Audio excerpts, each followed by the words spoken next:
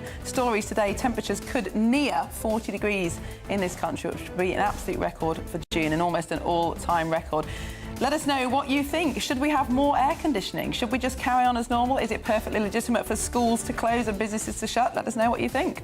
GBNews.com/your say. But first, here's your 60-second news updates with Tatiana.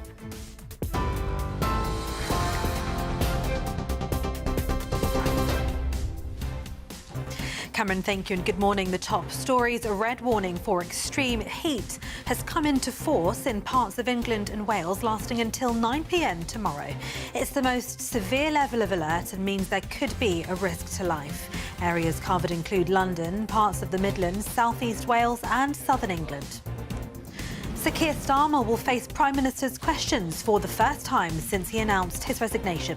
He's likely to face questions about the scope of what his government can now achieve in his final weeks in office, after Downing Street said no major new policy decisions or spending pledges would be made before a new Labour leader is chosen. The largest maternity review in the history of the NHS, which is expected to detail widespread failings that led to the deaths of babies and avoidable harm, will be published today. And a disappointing night for England, who ended their second group match of the World Cup with a goalless draw against Ghana. It means the Three Lions' next match against Panama will determine whether they progress to the knockout rounds. Those are the latest headlines for now. More from me at 10 o'clock. Tune into GB News Radio wherever you are. Online, on DAB digital radio, on TuneIn, on Radio Player, on Nation Player and on your smart speaker. Just say, play GB News.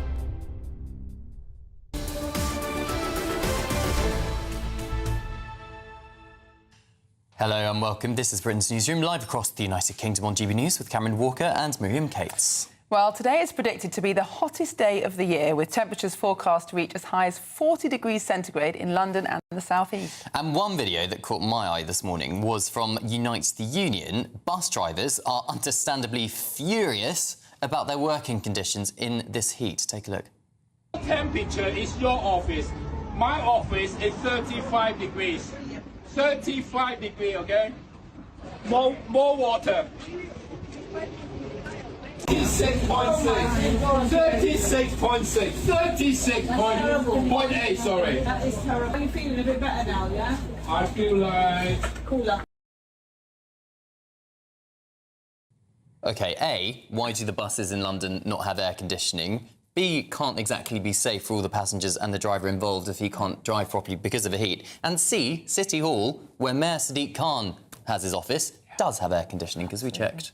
It is absolutely astonishing. You cannot be expected to work in that heat, especially for a long period of time. I don't know how long a bus driver's shift is, but it must be 6 hours. I don't know. But stupid amount of time. In France, interestingly, where obviously it's hotter, but they are much better set up for hot weather. They're more used to it. Even in France, they are stopping certain train journeys, closing schools, because they're recognising that people just can't work under these conditions. It is exceptionally hot. I don't blame those bus drivers at all. But also, why do our houses, or majority of them, not have air conditioning? And even the new builds, when we know we are going to be experiencing more and more of these extreme temperatures in this country, it's just the fact that's what's going to be happening. Why are we not adapting our buildings so it can be cooler? I mean, there was some legislation put through by the Tories in 2021 which really made it very difficult for housing developers to put air conditioning in buildings. Well, they legally have to try every other option first for natural ventilation. But the knock-on effect of that is not only that you don't get aircon built as standard, but also that they make the windows small builds to reduce the amount of heat, so you get no light and no cool. No. It seems an own goal. And it's very insulated. And meanwhile, of course, anyone who's rich can afford to put air conditioning in their homes privately. Exactly. And some certain schools and things don't have air conditioning as well. Well, in response to the bus drivers' complaints, the TfL's Director of Buses said, alongside operators, we take our bus drivers' safety and welfare seriously, and contracts rightly require operators to meet high standards. Our bus operators have a comprehensive hot weather plan in place to protect all staff and customers during the warm weather. I wonder what that plan is. Maybe throw buckets of water over yourself and the passengers. Well, that's what it looks like anyway. Absolutely insane. Well, hundreds of schools as well across the country are closing completely or sending pupils home early as temperatures soar, and train passengers are being told to avoid non-essential travel.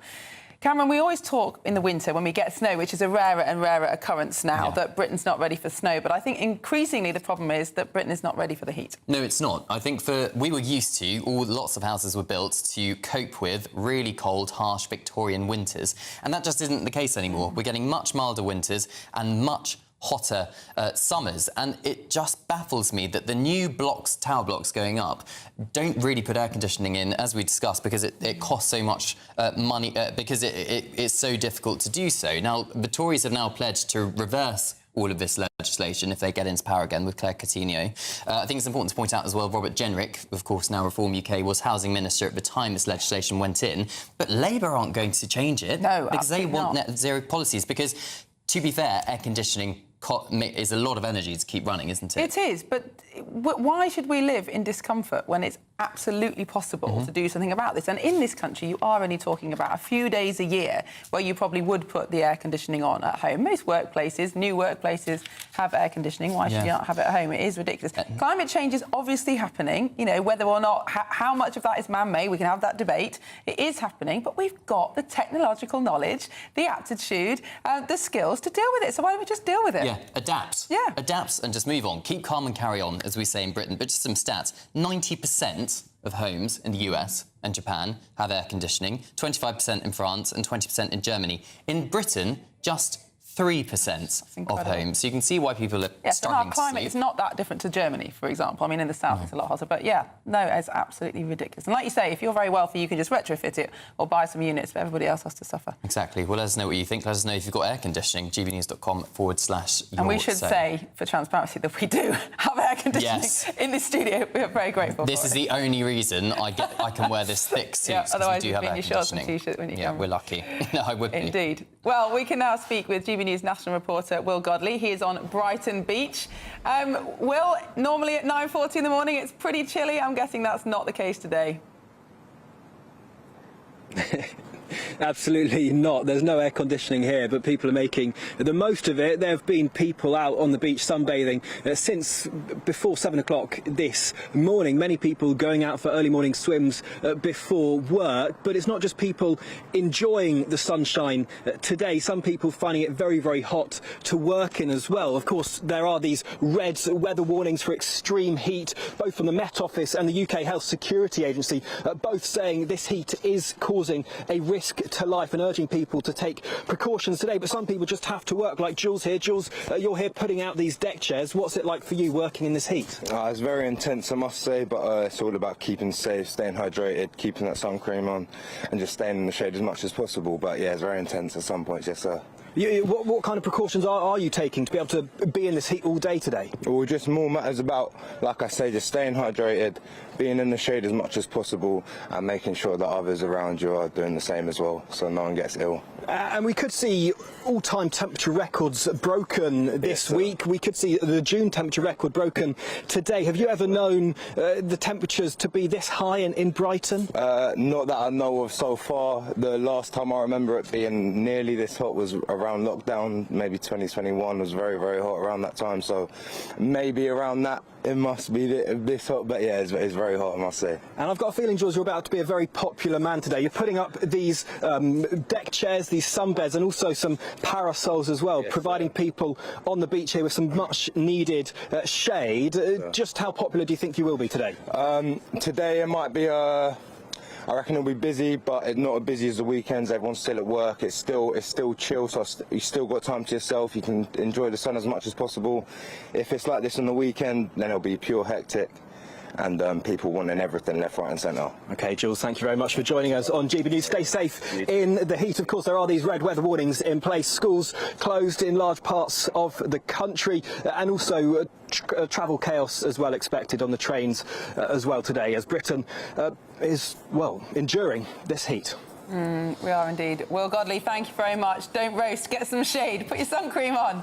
That's Will Godley on Brighton Beach. I mean, sometimes, Cameron, when we discuss it, we are obsessed with the weather in this country and people say we should just get on with it. But I do think these kind of temperatures, they are actually dangerous. They do stop you doing things. They do ask questions about whether or not workplaces should shut down. Huge economic impact in France already from the measures they've taken. But what choice have they got? They can't allow thousands of people to suffocate in their offices. No, they can't indeed. And, of course, we showed you a video earlier of a bus driver complaining, but we've had a Jeff in touch. He's a lorry driver. Good morning to you, Jeff. He says, well, once again, London bus drivers, he says, are being soft. I drive a lorry with no air conditioning for 13 hours a day, and I'm still just cracking on. Get over it, is what Jeff says. So do you think some people naturally can tolerate it better, though? I mean, there certainly do seem to be some people who can just get on with it in the heat and others who really, really struggle. Quite possibly. I think there's also probably a difference between driving a London bus in central London with all of the buildings giving off so much extra heat, or driving down a dual carriageway or a motorway where you're surrounded by fields. And if you open your windows in London, you just get more hot air in the windows, whereas obviously if you're going at a sufficient speed on the motorway, you can at least get a breeze up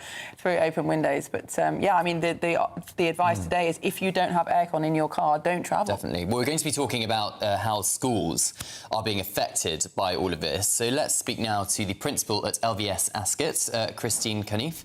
Christine, good morning to you. A family member of mine works in a school, a brand new building, which was opened last year. No air conditioning whatsoever. So it's getting to the point now, of course, that schools are having to shut, having a huge impact on learning. What are your thoughts? Yeah, there's something we need to think about in the future now and start this process, because everybody needs to be able to get on and work, and it would make it so much easier if we did have the air conditioning. I mean, it is really challenging at the moment, and I know a lot of schools are really struggling. Now, obviously, a lot of our schools are quite old. It would cost some money to retrofit air conditioning into those schools. But given that we are having these hot days more and more each year and that they're falling before the summer holidays, do you think that actually that would be a worthwhile investment for the government to make? The thing is, there isn't any, in my opinion, worthwhile investment going on. We've been promised extra teachers, we've been promised extra resources. That's just not materialising. So where would the money come from for this air conditioning, and what are the logistics of it? And, you know, I think there are priorities. And as you say, this is only a couple of days a year. So is that money best spent elsewhere? Air conditioning units, of course, can create hot air as well as cold air. You know, a viewer's got in touch suggesting that their air conditioning unit is not just used 2 months a year when it's incredibly hot. It can also help with heating a classroom when it's incredibly cold. What do you say to that? I think anything that will help the working environment can only be a good thing. But if you look at the state of some of the schools in the UK anyway, this is going to be a massive plan. You know, so what is the plan? How long is it going to take? You know, is it decades? Where is the plan to do that? And as I say, you know, resources are very limited in other areas as well. What comes first? There has to be priorities. For me, I don't think the air conditioning would be a priority. I think it's getting more children in school and giving them the best education with qualified teachers in front of them is more important than air conditioning right now. And how well prepared are the children themselves for these temperatures? Do schools generally ask parents to send in sun creams, sun hats, lots of water, and do most people follow that advice? Yeah, they do, and children are quite sensible. But then again, they are children, and especially the young ones. You can't stop them running around and you know, running around the fields and trying to tell them, no, come on, you're better off just being under the shade now and having some quiet time is quite difficult with young kids. They just want to get out and enjoy themselves. And they probably haven't slept either, which doesn't help. No, probably not. OK, thank you so much, Principal at LVS Ascot, Christine Cuniffe. Thank you for joining us. Thank you. Well, still ahead, we'll be telling you all about who the E5 are and why Sir Keir Starmer is heading to Berlin to meet them this afternoon. Well, he's still Prime Minister. And up next, we'll be bringing you details of the defence spending showdown between Sir Keir Starmer and Andy Burnham. But first, and I can't believe I'm saying this, but if you are in search of some holiday sites... There's no point. There's no point. Stay indoors. But here is the forecast for some of our top European destinations. It's basically a red map.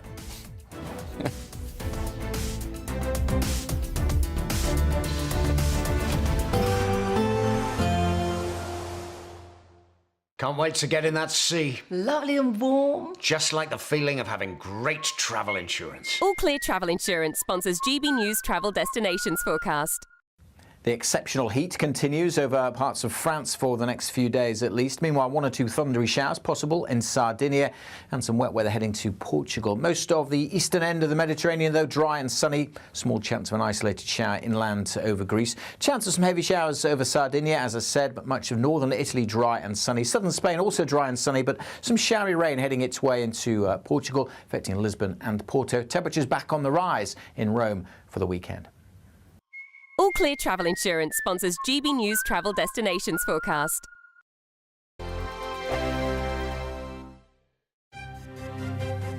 GB News Breakfast. Every day from 6 a.m. But there's a huge amount of psychological evidence. There's lots of theories about when people make decisions and follow them with actions, their behaviour becomes consistent with the choice they made. So if you get married, you're more likely to see each other with rose-tinted spectacles, that kind of thing. The signal value of marriage is absolutely huge. I was talking to a young couple who are newly engaged just the other day, and they said it was amazing how it actually changed the way that they felt about their relationship. So it does provide extra security, and doing it in front of your friends makes a huge difference as well. It holds you to account. So there's a huge psychology behind the act of marriage. So it would be weird if there wasn't any effect at all. I found that your family background, so your age, your education, income, affects about half of your chance of staying together. GB News, the People's Channel. This is GB News, Britain's news channel. The art world has lost its darling, probably the most respected, celebrated, influential artist of the 20th and 21st century. And as you say, career spanning 7 decades, whether you're looking at his portraits or his Californian swimming pools or his spectacular Yorkshire landscapes, he made art for the people.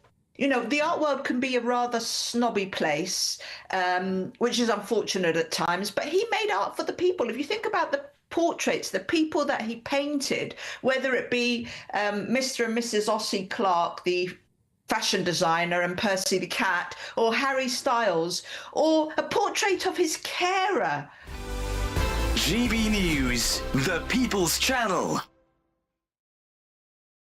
This is GB News, Britain's news channel. Well, I'm going to try and explain what SpaceX is. It's set to become one of the most valuable companies in the world. But it's not just about rockets. Everyone will be aware. OK, well, it'd be really nice if Elon Musk could could help us out with our tech here, because I'm trying to draw a rocket and we're not able to. What is going on? I'm so sorry, ladies and gentlemen. I'm afraid our very own. Let's see. No, we're not. I'll try and explain what's going on with SpaceX without any visual aids. How disappointing! It's 3 companies really. It's a rocket company, it's a communications company, and it's an AI company, all in one. It controls 84% of the commercial launch market in this country. GB News, the People's Channel.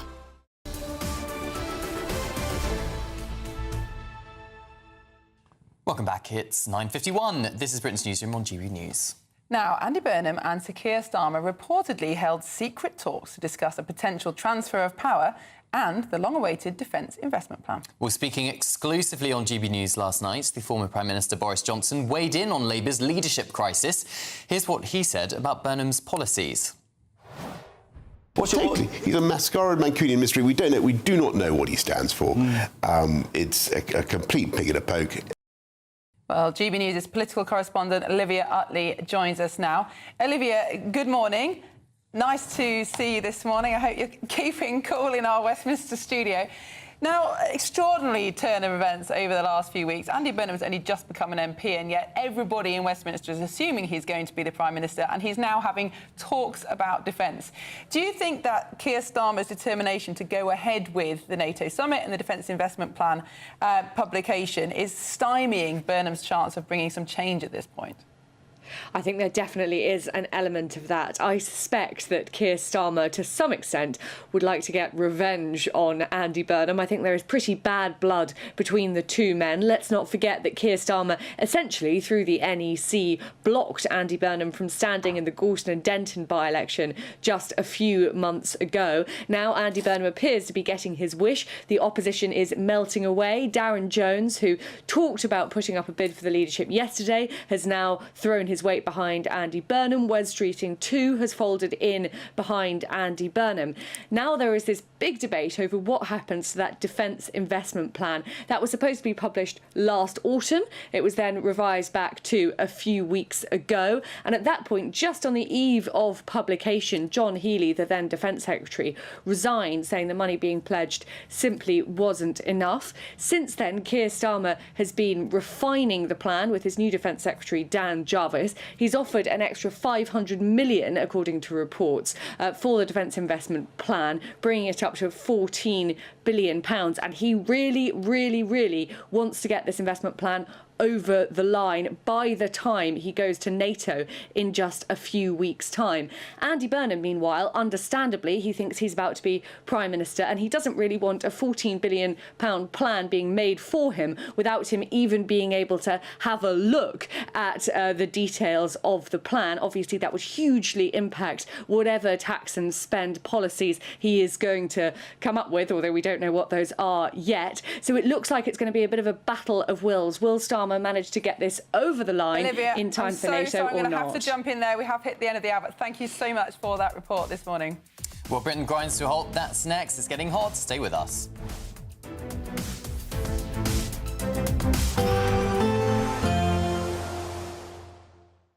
Expect warm spells with the odd rude interruption.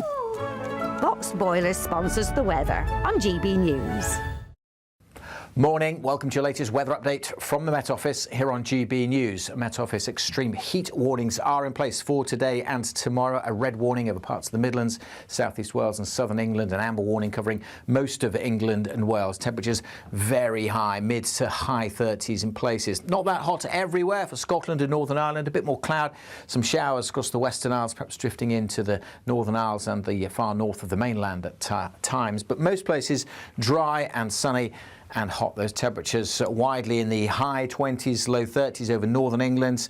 Northern Ireland up to 24, 25. Same goes to the central belt of Scotland. But in the south, 34, 35, maybe 37, 38 in one or two places this afternoon. Really quite remarkable temperatures for June. Very hot going into this evening. Not much breeze around. The humidity, that is a key factor. That's why we've got the warnings in place. Humidity is pretty high as well, making it harder to sweat, increasing the likelihood of issues with health. A bit more cloud coming into Northern Ireland and again across the far northwest of Scotland. One or two isolated showers through the day, but most places staying dry. A bit more cloud will spill in across Scotland and Northern Ireland into this evening, but for England and Wales it stays largely dry and clear. Again, a very warm and uncomfortable night like last night. It's going to be very humid. Parts of the south likely to stay over 20 degrees Celsius. So the body doesn't have that time to recover. So again, another reason why we've got the warnings in place. Temperatures further north may dip down into the teens across northern Scotland. A bit more clouds still on Thursday into the northwest with more rain likely to filter in across the Highlands and the Western Isles. Some showers for Northern Ireland. Could see some showers in the southwest later on through tomorrow. But again, for most of England and Wales, hot and sunny. Might be a bit of mist and low cloud on the east coast. Peak of the temperatures tomorrow, again, through the central part of England, down into southeast Wales. High 30s possible. Goodbye. Expect warm spells with the odd rude interruption. Box Boilers sponsors the weather on GB News.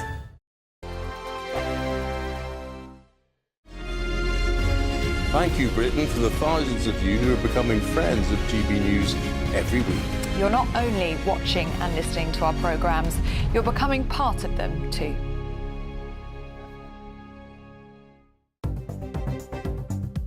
Good morning. This is the latest AI travel news from gbnews.com. On the M8 eastbound, the slip road at Junction 8 is closed for maintenance. In Sunderland, the A19 northbound between the A183 and the A1231 is down to one lane after a serious incident, causing 1 hour delays until after 11:45. In Portsmouth, one lane on the M275 northbound is shut following a crash, with traffic returning to normal between 11 and 11:15. And on the trains, major disruption continues between London St Pancras International and Bedford on East Midlands Railway and Thameslink services due to hot weather.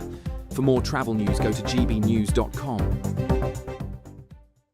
Hello from the Imperial Island Resort in Paphos, and it's the final week to see how you could win big in time for summer. Someone has to win our stunning cash prize of £76,543.21. Just don't miss out as lines close on the 26th of June. For a chance to win, text cash to 63225. One entry costs £2.50 plus one standard network rate message. Or text bonus to 63225. 5 entries cost £5 plus one standard network rate message. Go to gbnews.com/win. Entries start at £2.50. Call 0903 686 3232. Calls cost £2.50 plus your network access charge. Or post your name and number to GB21 PO Box 8690 Derby DE1 9TT. UK only. Entrance must be 18 or over. Lines close at 4 p.m. on the 26th of June. This is a network giveaway. Entries will be pulled. Please check the closing time if listening or watching on demand. At the stroke of midnight, the news doesn't stop, and neither do we. Day in, day out. Forget stuffy late night TV shows. We're giving you a front row ticket to the centre of the political universe. Because breaking news doesn't wait for the morning. And neither do we. Join us for one of the most controversial and volatile times of politics in human history. A very big story. Big story over here. You won't get this anywhere else. The Late Show live at midnight, every night. Only on GB News. From the school run to the home run, watch a new show for all of Britain. He can say whatever he wants. A straight talking show where all voices are heard. And, you know, when are we going to stop talking about smashing the gangs and actually do it? With the stories that matter from every part of our country. There's a bit of a crash landing there for your Chancellor. Bold, fearless and standing up for you. That's me, Martin Daubney, 3 p.m. till 6 p.m, weekdays, here only on GB News. The People's Channel, Britain's news channel.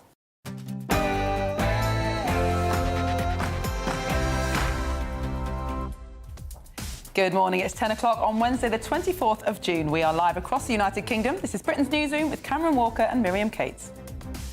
Well, heat halts Britain. A very uncomfortable night for some of us, and it's going to be a hot day. Temperatures likely to get into the mid or even high 30s. Not that hot everywhere, but more comfortable further north with maybe a few showers over northern Scotland. How long will the hot weather last?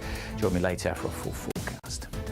Yes. Could hit 40 degrees as scorching weather sparks travel chaos and school closures in the south of England and elsewhere.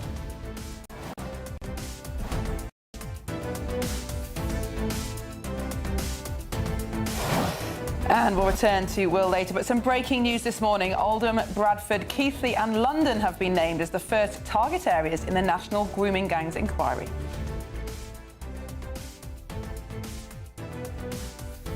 And the defence plan showdown. The Prime Minister is pushing to unveil a delayed defence blueprint despite Andy Burnham asking him not to. On Mr Burnham, the former Prime Minister, Boris Johnson, has these less kind words. Totally. He's a masquerade Mancunian mystery. We do not know what he stands for. It's a complete pig in a poke. Elsewhere, maternity failings are about to be revealed. A major report into Nottingham hospitals is set to expose widespread faults affecting thousands of families, like Mel Ibrahim's. When she stopped fighting for her life, we had questions about what happened leading up to her birth. This independent review began in September 2022. Those victims, some 2,500 of them who have been involved in this inquiry, have called it the largest maternity scandal in NHS history. We are expecting the full report to be published in the next hour or so. So it is what it is. We will analyze it and recover now, and then prepare for the next one against Panama. Well, is that a reality check for England? The team were held to a frustrating goalless draw against Ghana in the World Cup. Fans are split. Is it Ghana be all right for the Three Lions? I didn't write that. But we didn't lose, so I'm very grateful. I thought it was awful. Absolutely awful. England should beat Ghana. They're a good team, but England are better.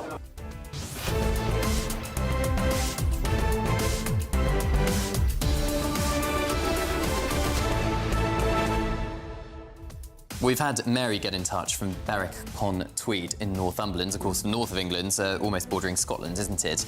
And she's saying, why are you all talking about this massive heat wave that's happening in the south and in the Midlands, when actually up north it's very pleasant temperatures right now, only 20 degrees, and I think it's not going to hit 30 either. Also in Inverary, I noticed on our weather map in Argyll in Scotland, at 23 top temperatures, so very pleasant there. Absolutely, we should all be going to Scotland for our holidays rather than Europe. Absolutely, I mean, it is not affecting everywhere, or not badly, but I think the concentration of people in infrastructure in the southeast does mean that this has become a major problem in the UK over these few days, and there will be an economic impact from businesses closing, schools closing. But what's the choice, Cameron? I just think it's almost impossible to work and get around in some of these temperatures. Well, I think they have to, and it's not just southeast of England, of course. The schools in Worcestershire, Herefordshire and the Midlands are closing today because it is too hot and simply unsafe. We had a video of a bus driver in central London earlier on yesterday calling himself down by pouring water on him. But, I mean, what is the state of this country when extreme heat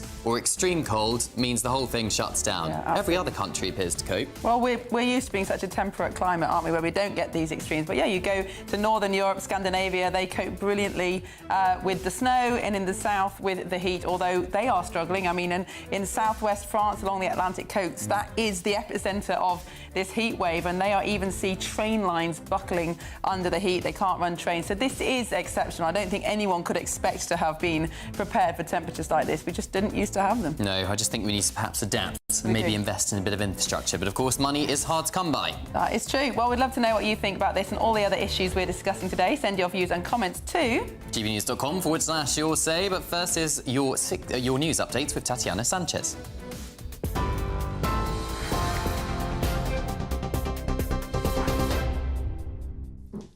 Cameron, thank you. The top stories: a red weather warning for extreme heat covering parts of England and Wales has come into force as temperatures could reach close to 40 degrees. The Met Office are advising the elderly and vulnerable to stay indoors and are urging the public to reconsider lengthy travel plans.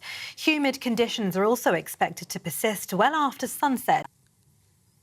Sir Keir Starmer is likely to face questions about the scope of what his government can show and achieve in his final weeks in office during Prime Minister's questions today, after Downing Street said no major new policy decisions or spending pledges would be made before a new Labour leader is chosen. Andy Burnham, Sir Keir's likely successor, has been offered government briefings to prepare for power after civil service access talks were authorised by the Prime Minister. Prime Minister's Chief Secretary Darren Jones, meanwhile, says he won't challenge Andy Burnham for the Labour Party leadership. When Keir Starmer faces MPs later today, he might be quizzed over the long-awaited publication of the Defence Investment Plan. Shadow Transport Secretary Richard Holden says it's the massive issues like defence that we need to get sorted out. Keir Starmer is leaving Britain undefended and at risk. So I think that's the real issue at stake here. You know, there's a lot of Labour machinations going on down here in Westminster, but it's those massive issues facing the country, like defence, that we need to get sorted out, and we need to have a clear plan. And in direct answer to your question, I don't think we want to see even more borrowing here, because the truth is that we're actually borrowing to pay for welfare spending, day-to-day welfare spending, and that is not a sustainable way going forwards. So we need to get some spending under control rather than more tax rises or indeed more borrowing, which is all that is delayed future tax rises. Justice Minister for Tackling Violence Against Women, Catherine Atkinson, spoke to GB News before Darren Jones's announcement, adding that she believes Sir Keir is doing everything he can to ensure a smooth transition. I think that the Prime Minister was putting the country first in all that he did, including in the decision that he took, and he's done everything that he can to have a smooth transition. Certainly, I think that Darren Jones is an incredibly capable person that I would want to see in the front line of politics, along with many others. But I do want to see a transition that is smooth. That's what the Prime Minister, Keir Starmer, is seeking to ensure, and the quickest that we can do that, the better, because we need to be ensured that we are focusing as a government on continuing to deliver our manifesto and continuing to deliver for the country. The largest maternity review in the history of the NHS, which is expected to detail widespread failings that led to the deaths of babies and avoidable harm, will be published today. About 2,500 families and more than 800 trust, which began in September of 2022. The trust has already paid out millions of pounds in compensation and fines. The review is led by senior midwife Donna Ockenden, while a police investigation continues. And in sport, a disappointing night for England, who ended their second group match of the World Cup with a goalless draw against Ghana. It means the Three Lions' next match against Panama will determine if they progress to the knockout rounds. England manager Thomas Tuchel spoke after the game. It is what it is. We tried to break the deep block down from Ghana. I think full respect, and they defended with a lot of determination, with a lot of discipline, and with one of the most physical performances that I saw from a team defending. I still think that we play in one of the most difficult groups in this World Cup. We had a very difficult first match, and we had a very difficult second match, very different from the first match. So it is what it is. We will analyze it and recover now, and then prepare for the next one against Panama. And the world's oldest football has travelled from Stirling to Florida to make an appearance at Scotland's Crunch World Cup match against Brazil tonight. The ball, which is believed to date from between 1540 and 1570, was discovered in the 1970s, lodged in the rafters behind the Queen's Chamber at Stirling Castle. It will be displayed at the Coral Gables Museum in Florida until Saturday, as well as being shown at the Scotland match today. It's the Tartan Army's third and final group game. Manager Steve Clarke spoke ahead of the game. Yeah, I think for our Scottish teams never managed to get beyond the group stage, so if we could be the first team to do that, then that would obviously be very special. And as we all know, no Scotland, no party. Those are the latest headlines for now. More in half an hour. Take the GB News family with you on any device. As long as you have an internet connection, tune into GB News anywhere on the planet or beyond.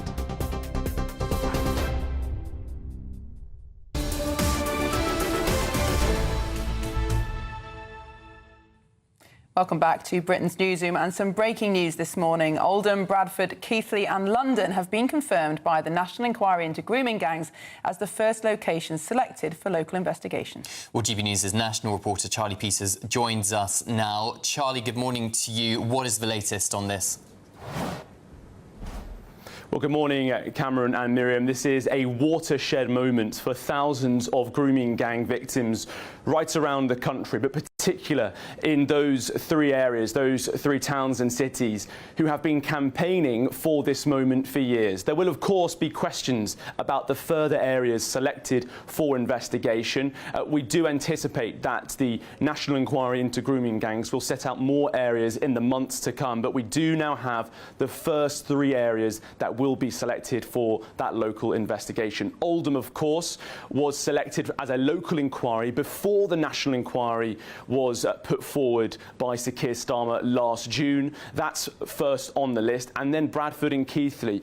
This is likely to be one of the most seismic areas for investigation in the months and years to come, due to so many records, so many survivors right around the country saying that they were trafficked to Bradford, or indeed their abuse started in that city. The solicitor David Greenwood told me late last night that he believed this was going to be a moment of deep embarrassment for many people in positions of power in Bradford who had been pushing against an investigation there due to the failings across the councils, across the NHS and across public authorities, including, of course, the police. Also in the selection is London. Now, last year there was a major political row inside the London Assembly between the Mayor of London, Sir Sadiq Khan, and, of course, Susan Hall, the leader of the London Conservatives, who pressed the Mayor on whether there was a problem in the capital on grooming gangs. That turned into a debate about definitions, and then last year we heard from the Commissioner of the Metropolitan Police, Sir Mark Rowley, who confirmed that they were assessing historic cases of grooming gangs as seen in the rest of the country. Our own work at GB News has revealed that survivors and victims of grooming gangs across the country were trafficked to the capital for the purpose of abuse. Recently, there was an evidence-giving session at the beginning of this month at the London Assembly, which I contributed to alongside 3 other journalists, and we had a letter written by Susan Hall as part of the Police and Crime Committee to the chair of the National Inquiry, Baroness Anne Longfield, who has said today that London will be part of those first 3 areas. What I can also tell you now is that the National Inquiry will move into a 3-part national accountability hearing process, and that will start by looking at central government departments and politicians, alongside, of course, local councils, the NHS and national police institutions. Now, that is a major announcement, and one where there has been a lot of pressure on as well. There were concerns that targeted local investigations would not be able to look at the role that Whitehall played, the central state. Well, we now know today that that is not the case. They will be looking into central government departments and the decisions made. As part of that national accountability hearing process, the first one will also take a look at all of the reviews that have already been conducted into towns and cities across the country.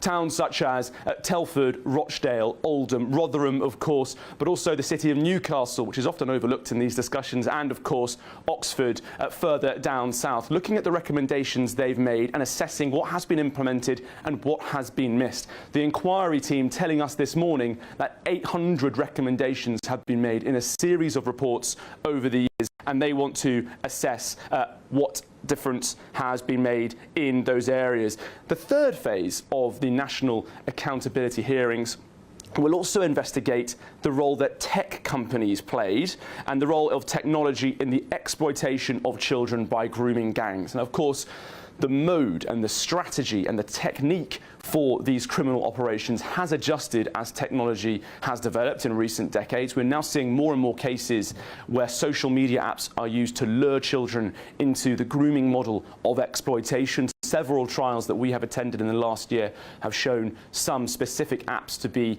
a major tool of use for abusers operating in gangs. I want to bring you some reaction that we heard from the Tory MP, Robbie Moore, the MP for Keighley and Ilkley. He has been campaigning for what he's described as a Rotherham-style investigation into Bradford for many, many years. He told me last night, this is a watershed moment and marks a significant turning point in the pursuit of justice, truth and accountability for victims and survivors right across our area. It comes almost 2 decades, he says, after Anne Cryer, the Labour MP, first had the courage to raise this issue in Parliament. He said today's announcement is a testament to the perseverance of those victims and survivors who refused to be silenced. He says, while no inquiry can undo the pain and suffering they have endured, it will help ensure that the truth is uncovered and those who failed finally receive the answers they have spent years fighting for. And that's a really important message we've heard there from Robbie Moore. But on the issue of Oldham, this is where I can bring you perhaps some more curious and pointed reaction to this announcement we've heard. You may recall that the barrister Tom Crowther, he was selected to lead the Oldham inquiry by the then Home Secretary Yvette Cooper last January, when this issue rose to significant prominence following the intervention of Elon Musk and our reporting on an inquiry into Oldham being rejected. Well, Tom Crowther was never able to go through with that inquiry because, of course, the national inquiry was announced in June and there was a lot of confusion as to where that might go. He said that he was concerned about how it has been set up. He has no doubt, he said, that the chair and the panel are sincere and committed, but he said This inquiry doesn't have the structure, capacity or focus to give Oldham survivors what they were promised, a deep, granular, local inquiry that will tell them in detail who did what and when. Now, that's a crucial intervention because Mr Crowther did lead the Telford inquiry, which published in 2022 and found over 1,000 victims across 4 decades. And he said that's what his inquiry did for Telford. And the tragedy is, he says, that we were weeks away from launching in Oldham this time last year until the Home Office cut its funding offer by 80%, which killed it. He says, I hope that this inquiry engages with the remarkable women I met in Oldham last year and wins their confidence and is able to give them at least some of the answers they deserve. So some quite strong criticism there from Tom Crowther, who was meant to lead that local inquiry. He hasn't been able to push through with that as this national inquiry has taken over. He has concerns about the structure. I have heard from some victims overnight in the areas that have been selected expressing some positivity about what has happened, but also great concern about how things have progressed and the time it's taken. Just finally, I want to bring you a statement very shortly from the chair of the inquiry, Baroness Anne Longfield, who said that its task is to find out why this catastrophic failure of the state happened and continues to happen, to establish why victims and survivors of abuse were failed and to hold to account those institutions and individuals who failed them. Well, we'll be speaking later to the chair of the inquiry and the other 2 panellists to put questions to them about how they will go about achieving their mission. Charlie, thank you very much for that report. I'll be speaking to you later on in the programme as well. And Cameron, this does seem to be a positive step forward. Also, the victims are going to be issued with a Victim and Survivor Charter, which is supposed to help the inquiry to keep better communications with the victims. There have certainly been criticisms in the past that haven't been kept in touch with what's going on. Well, exactly, and there's been reviews going on about this issue since the 1990s, and one of the key points of this inquiry is to establish why around 800 recommendations from the previous reviews have been implemented inconsistently across the country. So I think there's a lot of questions to answer from authorities on this one. And interestingly, that London has been picked because, as Charlie was saying, there are ongoing arguments about whether or not this is even an issue in London, despite there being an enormous amount of evidence. So I think that is positive.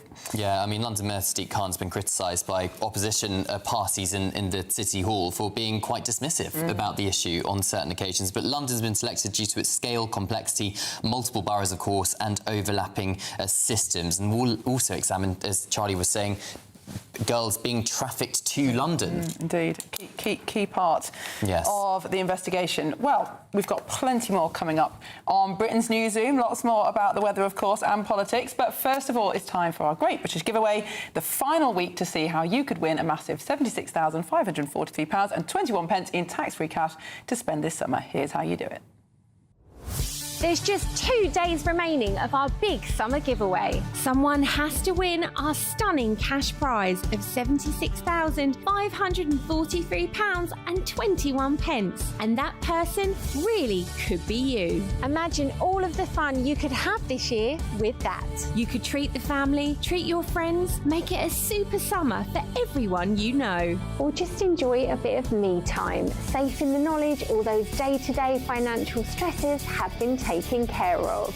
£76,543 and 21 pence in totally tax-free cash could be yours in time for summer. Make sure you don't miss out as lines close at 4 p.m. on Friday. For a chance to win, text cash to 63225. One entry costs £2.50 plus 1 standard network rate message. Or text bonus to 63225. 5 entries cost £5 plus 1 standard network rate message. Go to gbnews.com/win. Entry start at £2.50. Call 0903 686 3232. Calls cost £2.50 plus your network access charge. Or post your name and number to GB21 PO Box 8690 Derby DE1 9TT. UK only. Entrance must be 18 or over. Lines close at 4 p.m. on the 26th of June. This is a network giveaway. Entries will be pulled. Please check the closing time if listening or watching on demand. Good luck. Best of luck. Sorry about that. Best of luck with that. Anyway, up next. Go on. Why on earth? Well, it sounds like mine and Cameron's brains have ground to a halt. But Britain is grinding to a halt because we've got some hot weather. One British tourist in a hotel in Tenerife has filmed herself removing towels from sunbed hoggers to give them a nasty surprise. Gosh, I think we've got better things to do in this weather. Maybe she was on holiday.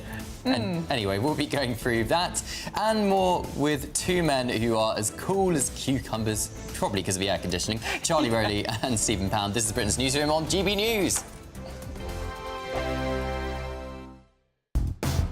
Do you trust what you're being told? Good, because neither do I. Those are just facts. I'm Alex Armstrong, and on my show, we'll expose the spin. Well, I want to answer that because you didn't let me last time, because you always speak over me. The broken promises. To deny that is denying the truth. And the hypocrisy. Needs to stop. You think we can allow? Politics, policy, parliament. Nothing is off limits. No sugarcoating, no fear of offence, just the truth laid bare. Tune in every Saturday and Sunday at 9 p.m. for Alex Armstrong Tonight, only on GB News, Britain's news channel. 5 hosts, 5 opinions, 5 fearless debates, 5 unfiltered takes on the day's news. 5 reasons not to be anywhere else on Saturday night. This is the Saturday 5. You got me. You got me good there. Britain's biggest Saturday night TV show. It's not a bad brand. Yeah. Uncensored. Very, very racy tonight on the unpredictable. What did she say? Can you translate it for us? And always entertaining. And how can a country go from being led by William Wallace Saturday nights from 6 p.m. only on GB News, the People's Channel. Britain's news channel. You're going to want to stay tuned, trust me. Join me, Nana Akwe, for an informative, interactive news programme with a difference. It's fun. No, he didn't say that, Dave. I'm so surprised. I think there's an element of truth to that. Join me from 3 p.m. every weekend, only on GB News, Britain's news channel.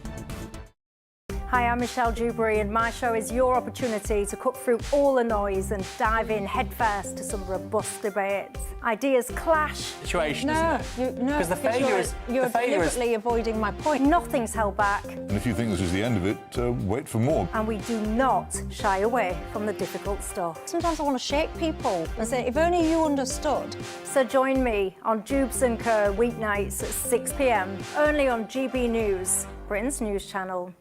At GB News, we love to hear from you, our loyal community. So drop us a line at gbnews.com/yoursay. There you can talk to each other and also to the presenters live on air.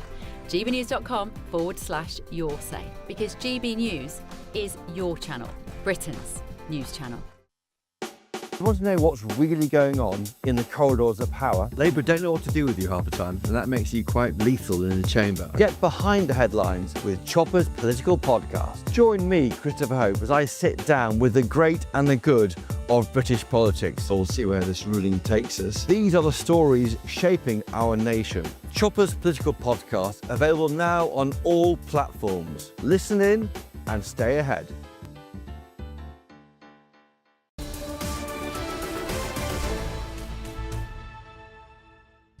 Welcome back. It's 10:25. This is Britain's Newsroom with Cameron and Miriam.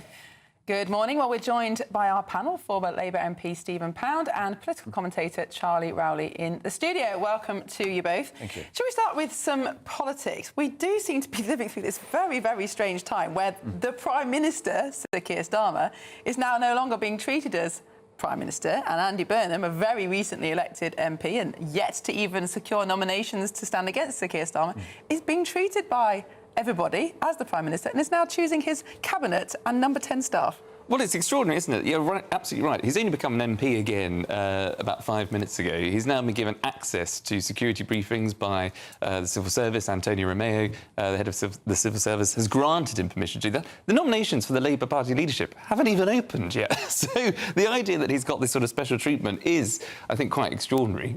Constitutionally, I think people and historians will want to look at that, look back at that. But the question over Andy Burnham, if it is, as everyone assumes, is going to be the next Prime Minister, without having a leadership contest, we don't know what he really stands for. We don't know what kind of economic vision he's going to present to the country. And that's the problem for him, because the people around him, the people that are jockeying to become his Chancellor of the Exchequer, you've got on the one hand Red Ed Miliband, who is arguably on the left of the party. That is something that people on the right of the party won't support, the West Streetings, for example, and his team, his supporters, people who could have backed him for the leadership, but obviously he pulled out and decided to row in behind Andy Burnham. So you've got two different people there that would have two completely different economic visions for the Labour Party.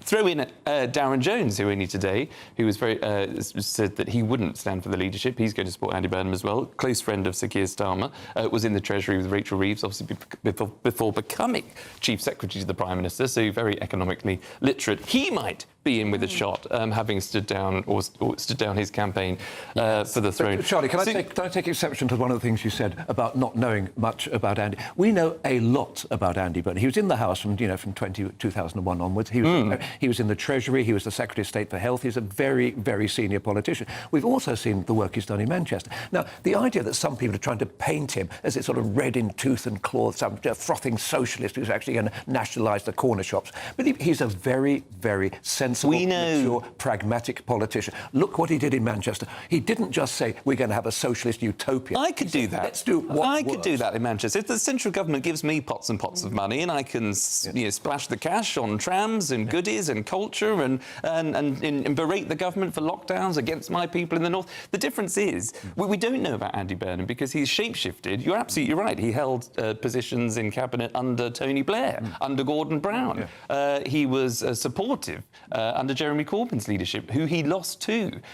So we don't know what he stands for. Well, which takes some doing. So we don't know what his economic plan is. At least when you had the Liz Truss, Rishi Sunak leadership contest, which was a bloodbath and something that I think we can all learn from, probably not to do again. It could be done in a more civilised way, but at least we would have a contender against Burnham to test his economic policies and any other policies he wants to bring to the country. A couple of things. Firstly, as you probably know, in America, the elections are in November and the president doesn't take over till January. So you have that period which is impolitely called the sort of the lame duck period. In reality, what we have here is a possibility for Andy Burnham to get his ducks in the row, lame or otherwise, and to actually get the people around the cabinet table. Now, the key thing here, the absolute key thing, apart from getting to know these permanent secretaries, and I think it's amazing, I have to say, that Ms Romero has actually granted him full access now. That's pretty much unprecedented. However, the fact is he's going to have to start putting people around the table, and he's then got the NATO summit. Now, what's crucial about the NATO summit is that a component of that is our defence investment plan. Now, if he was really, really shrewd, and if you're listening, Andy, take a note of this, put John Healey in as Chancellor of the Exchequer, or put him in as Secretary of State for Work and Pensions. Because come what may, if we're going to spend money on defence, where's it going to come from? It has to come from the welfare budget. So the biggest critic of the welfare budget and the biggest defender of military spending is John Healey. But the very people that didn't want to cut welfare spending were the Labour Party backbenchers. So how on earth can Andy Burnham just swan in and then all of a sudden say, right now, guys, we're going to cut welfare? They've already voted it down. That is a good question, Charlie, but also... Thank you. Very kind. It's almost as if I know. It's a good question, but there you go. You have to also take account of the need for goodwill, and one of the reasons that Starmer wasn't able to lead his backbenchers through the lobbies against what they perceived to be their own interest or their constituents' interest was that he just did not have the credibility with them as a leader.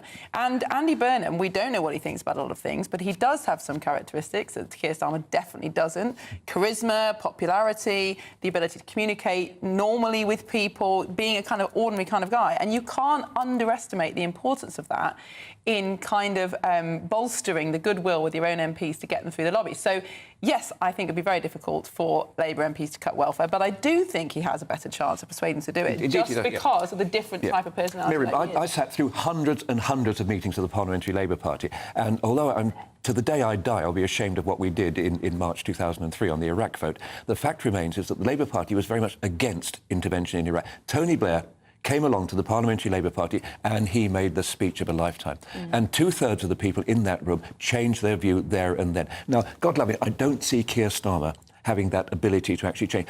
Andy Burnham could well do that. Do you think it's plausible that a number of backbench Labour MPs are going to change their minds simply because Andy Burnham tells them to on this welfare I don't think Andy class? Burnham would tell them to do it. I think Andy Burnham would actually spell out the facts of life. Now, if you remember, when Keir Starmer took over as Prime Minister, less than 2 years ago, the first thing he said was, it's going to be tough, it's going to be rough, it's going to be miserable, doom and gloom, here it comes. And as opposed to the 1997 when we came in, the first thing we did was introduce the winter fuel payment. First thing we did this time was to cut the winter fuel payment. It's neither here nor there. But look, I think more money in '97 to play with, though. Yeah. OK. Thanks to.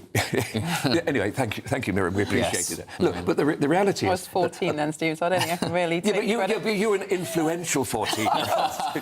But look, the reality is, a lot of Labour MPs are looking over the edge of the precipice. They can see what's coming, and they know that they have very little chance of holding their seats unless we can actually hold the country together and sort out the big fiscal imbalance that we have here at the present time. So the reality is going to bite pretty quickly. And I think Andy Burnham has got a way of actually saying, look, he's going to say it is going to be possible. Instead of saying it's going to be miserable, he's going to say, look, we can do this. I mean, I've seen him in action many times. I think he can do it. Charlie, Stephen, thank you very much. We'll see you shortly. First of all, we've got your 60-second news update with Tatiana Sanchez.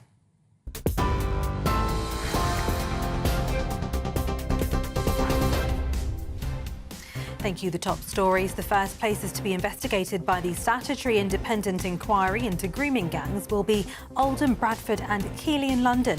The inquiry has said. More on that story at the top of the hour. Elsewhere, a red warning for extreme heat has come into force in parts of England and Wales, lasting until 9 p.m. tomorrow. It's the most severe level of alert and means there could be a risk to life. Areas covered include London, parts of the Midlands, South East Wales and southern England. Meanwhile, the largest maternity review in the history of the NHS, which is expected to detail widespread failings that led to the deaths of babies and avoidable harm, will be published today. And a disappointing night for England, who ended their second group match of the World Cup with a goalless draw against Ghana. It means the Three Lions' next match against Panama will determine whether they progress to the knockout rounds. Those are the latest GB News headlines. For now, more from me at 11. Tune in to GB News Radio wherever you are. Online, on DAB Digital Radio, on TuneIn, on Radio Player, on Nation Player and on your smart speaker. Just say, play GB News.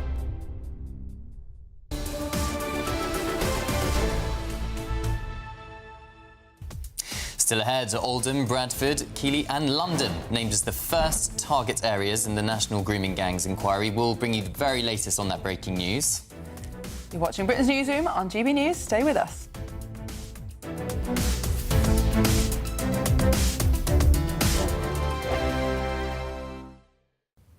Morning, welcome to your latest weather update from the Met Office here on GB News. Met Office extreme heat warnings are in place for today and tomorrow. A red warning over parts of the Midlands, South East Wales and southern England. An amber warning covering most of England and Wales. Temperatures very high, mid to high 30s in places. Not that hot everywhere for Scotland and Northern Ireland. A bit more cloud, some showers across the Western Isles, perhaps drifting into the Northern Isles and the far north of the mainland at times. But most places dry and sunny and hot. Those temperatures widely in the high 20s, low 30s over northern England. Northern Ireland up to 24, 25. Same goes to the central belt of Scotland. But in the south, 34, 35, maybe 37, 38 in one or two places this afternoon. Really quite remarkable temperatures for June. Very hot going into this evening. Not much breeze around. The humidity, that is a key factor. That's why we've got the warnings in place. Humidity is pretty high as well, making it harder to sweat, increasing the likelihood of issues with health. A bit more cloud coming into Northern Ireland and again across the far northwest of Scotland.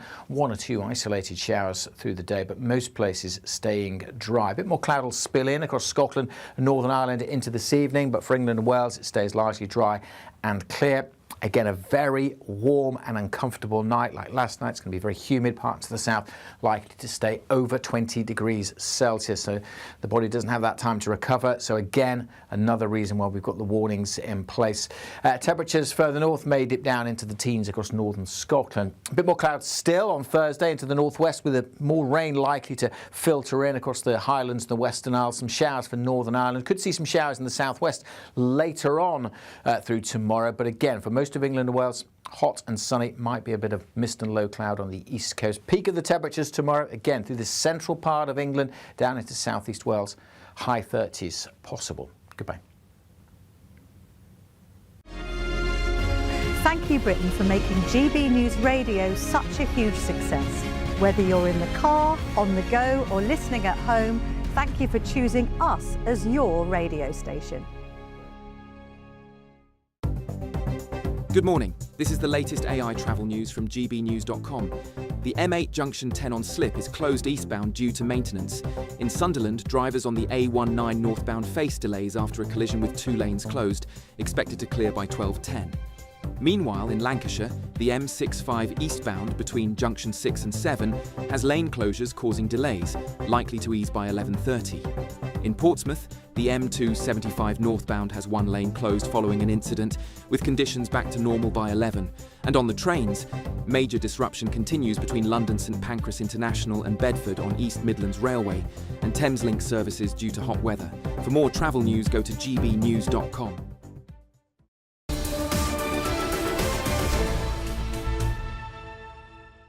It's 23 minutes to 11. You're watching Britain's Newsroom on GB News. Now, the largest maternity review in NHS history is due to be published, detailing how widespread failings led to the deaths of babies and avoidable harm. Well, let's speak to GB News national reporter Jack Carson, who is at Queen's Medical Centre in Nottingham for us. Jack, good morning. Thank you for joining us on Britain's Newsroom. This does promise to be a pretty devastating report. Yeah, for some of the 2,500 families who have taken part in this inquiry that has been ongoing since September 2022, they've described this as the largest maternity scandal in NHS history. Some of those victims calling what happened to them and their babies horrific. This review, as I said, involves 2,500 families, more than 800 members of staff here that are part of the Nottingham University Hospitals Trust. It's being led by senior midwife Donna Ockenden, and it will look essentially into those stillbirths, neonatal deaths, injured babies and mothers, and maternity deaths while under the care of this hospital's trust. The chief executive of the trust has said it will be a watershed moment, and they will not breathe a sigh of relief and move on after this report is published a little bit later on, we expect this morning. And for those families who, of course, have had to go through the pain and trauma of suffering either a lack of care, not being listened to, or whatever it might be, they hope to hear from this report whether their case particularly could have been delivered with a different outcome with better services. All of that we expect to be published in the review that we expect to get a little bit later this morning. But in terms of what the experience is now within maternity systems, both within this trust but also other hospitals and within the NHS around the country, I spoke to Mary Carmen Sanchez Morris. She's a former nurse, mother of 3, and also somebody who is the founder of a development app called Matressa, who is essentially looking to move that into NHS maternity care as a better place to try and diagnose and spot those problems both pre and post-natal. She told me that mothers, when they're in the maternity system, just don't feel like they're being listened to. Woman has a baby, it's the most important time in their life, and many women are going into childbirth scared, which is really, really sad. And I think there is a feeling around not being listened. You know, mums that I speak to all the time, there's a common theme. You know your own body, and no question should be a silly question. A mother should feel confident and safe that she can raise her concerns and not feel that she's being a hinder. You should be able to go into that birth feeling confident that you've got the expertise and, you know, you feel safe to give birth to your child, and that's not the case anymore, which is very, very sad. Yeah, and as I said, the chief executive of the hospital's trust here say that they won't minimise or trivialise the outcomes of this report, saying what we've heard is that we've made mistakes, we've failed women and families going back many years. I should also say the Nottinghamshire Police have also launched a corporate manslaughter case last June. They made 2 arrests of 2 men aged 55 and 59 in connection with what they described as operating practices as part of the Operation Perth. Of course, that investigation is still ongoing, but later this morning we expect that review to be published. Jack Carson, thank you very much for that report. Well, we're joined now by the author and academic Dr. Lisa Mackenzie. Dr. Mackenzie, thank you very much for joining us here on GB News. Clearly, there's been a major systematic failure when it comes to maternity care at that specific NHS trust. What's your analysis of why that has taken place? Is it people at the top to blame, or is it individuals providing that care? Well, I live in Nottingham. I'm in Nottingham right now, and the horrors of Queen's Medical Centre and particularly the maternity ward, but not just at the maternity ward, is well known in Nottingham. Mothers for quite a long time have been quite worried about the care that they receive. You know, just anecdotal evidence, you know, the way that women in Nottingham actually feel about going to Queen's Medical Centre for many, many years has been there.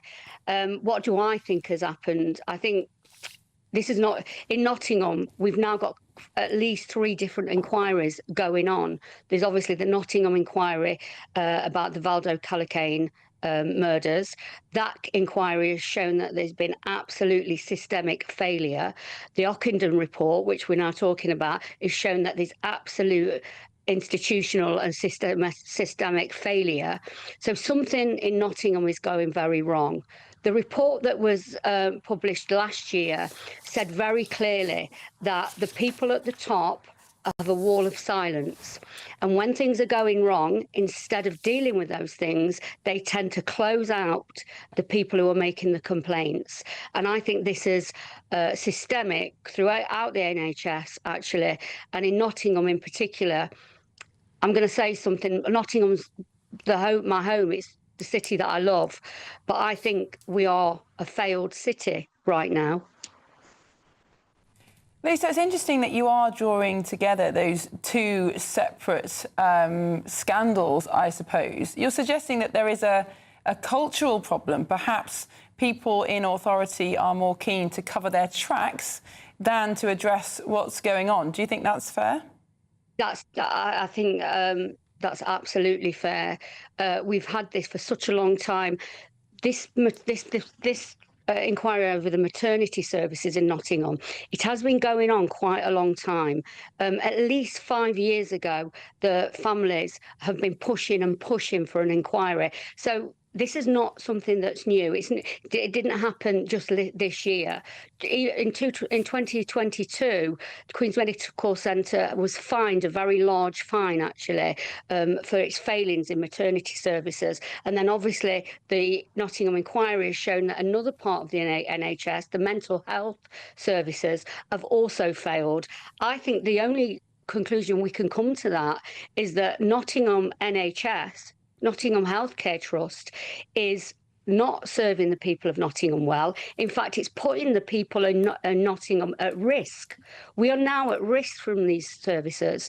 It is systemic and it is coming from the top and it is a culture. You mentioned that Nottingham is what you described as a failed city just a moment ago. What, in your view, needs to happen to turn things around? I think, as you just said, it's a culture. It's a culture of not telling the truth. It's a culture of not wanting, to take the blame. It's a culture of kicking the can down the road. All our services this seems to be what's happening. Let's also not forget that our city council was financially bankrupt a few years ago as well. And again, it's this same systemic failure about people not wanting to take responsibility. Well, when this comes to mothers and babies who are in serious danger because of the services that we haven't got or the services that they're using, and they're actually now in danger of using those services. no longer can people just kick this can down the road. They can't just hold their hands up and say, oh, it's something in the system. At some point, there is a person who needs to take responsibility for the organisation that they run. Instead, what we've had is, the report will tell you this, the Nottingham report tells you exactly the same thing, this constant blocking, that, you know, not helping with the inquiry, not being honest about what's happening, not getting access to everything that the inquiries need. This is systemic, actually, and I think this is something to do. Yes, it's definitely something to do with the NHS, but it's also something about what is happening in Nottingham. Yeah. Lisa Mackenzie, we'll have to leave it there, but thank you so much for your comments this morning. Well, in response, Nick Carver of Nottingham University Hospitals Trust Chairman and Anthony May, Chief Executive, who both joined in 2022, apologised in an open letter and said while improvements have been made, there is more to do. They added, we apologise unreservedly to the women and families who have suffered harm, loss, trauma or distress while receiving care in our services. The time is 10:46, and up next, Britain braces for 40-degree heat in some places, and, well, Will Godley's on a beach, so he's having a better time than us. Yes, it's certainly very hot here on Brighton Beach, 30 degrees already, and you can't come to the beach without a bit of fish and chips, Britain's favourite takeaway. But what does it take to make fish and chips in this heat? I'll be finding out in just a few minutes' time. But if this warm weather is making you think, oh, I want a holiday in Europe, well, let's take a look at what the forecast's doing in your top holiday destinations. I forecast a perfect holiday in the sun. Weather looking good then? For sure, and no worries about our travel insurance. All Clear Travel Insurance sponsors GB News Travel Destinations forecast. The exceptional heat continues over parts of France for the next few days at least. Meanwhile, 1 or 2 thundery showers possible in Sardinia and some wet weather heading to Portugal. Most of the eastern end of the Mediterranean, though, dry and sunny. Small chance of an isolated shower inland over Greece. Chance of some heavy showers over Sardinia, as I said, but much of northern Italy dry and sunny. Southern Spain also dry and sunny, but some showery rain heading its way into Portugal, affecting Lisbon and Porto. Temperatures back on the rise in Rome for the weekend. All Clear Travel Insurance sponsors GB News Travel Destinations forecast.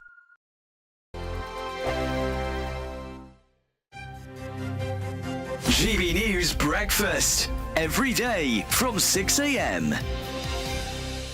And it's Father's Day. I don't know if my dad's up yet. If you are, happy Father's Day. He's already texted. Is he? He's tuning in. Mr. Reaper, good morning to you. Sunday, well, speaking of Sunday lunches, he'll be having a roast pork joint later, courtesy of myself. Good, good. Cards and gifts are a big part of the day, of course, but it's also important to remember that there is more to it than that.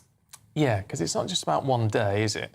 Actually, it's like, what do dads do? And healthy fathers, a healthy sort of father-son, father-daughter relationship builds strong families, builds strong communities and helps build a strong country, actually. Well, that is why mentoring the next generation matters more than ever. So take a little extra time today. Make sure you do, to appreciate not just the fathers or the grandfathers or the uncles out there, but any strong father figure that you may have. GB News, the People's Channel. GB News Breakfast, every day from 6 a.m. Welcome back to Breakfast, 25 minutes past 6. And breaking news this morning, the TV presenter Jeremy Clarkson has revealed that he's been diagnosed with aggressive prostate cancer in an emotional video. In the scenes, he's telling his co-stars Caleb Cooper and Charlie Ireland, his land agent and his farm manager, and they're both devastated, as you can imagine. You know, it's a huge bombshell to drop on them. He's only 66. He's made no secrets that he's maybe not lived the healthiest lifestyle. After the heart problems, he bemoans having to eat Greek yogurt and kale and whatnot. But following this, I think he's going to have a complete lifestyle overhaul even further, and just fingers crossed the treatment proves effective. GB News, the People's Channel. Good afternoon, Britain. Weekdays from midday. Hello there, Emily and Tom. Yes, some breaking news in the last few moments from Kensington Palace regarding our future king, Prince George of Wales, the oldest son of the Prince and Princess of Wales. The short statement from Kensington Palace reads, Kensington Palace can confirm that Prince George will attend Eton College in September. That news just coming in from the royal household in the last few moments. This clearly is, well, perhaps not surprising news for those in royal circles. Eton College, the most prestigious school, arguably in the country, educating 20 prime ministers and, of course, Prince George's own father and uncle, Prince William and Prince Harry, as well as 2 Dukes of Gloucester, the Duke of Kent and Prince Michael of Kent as well. So that confirmation just coming in from Kensington Palace, £63,000 a year it costs to send a child to Eton College. GB News, the People's Channel.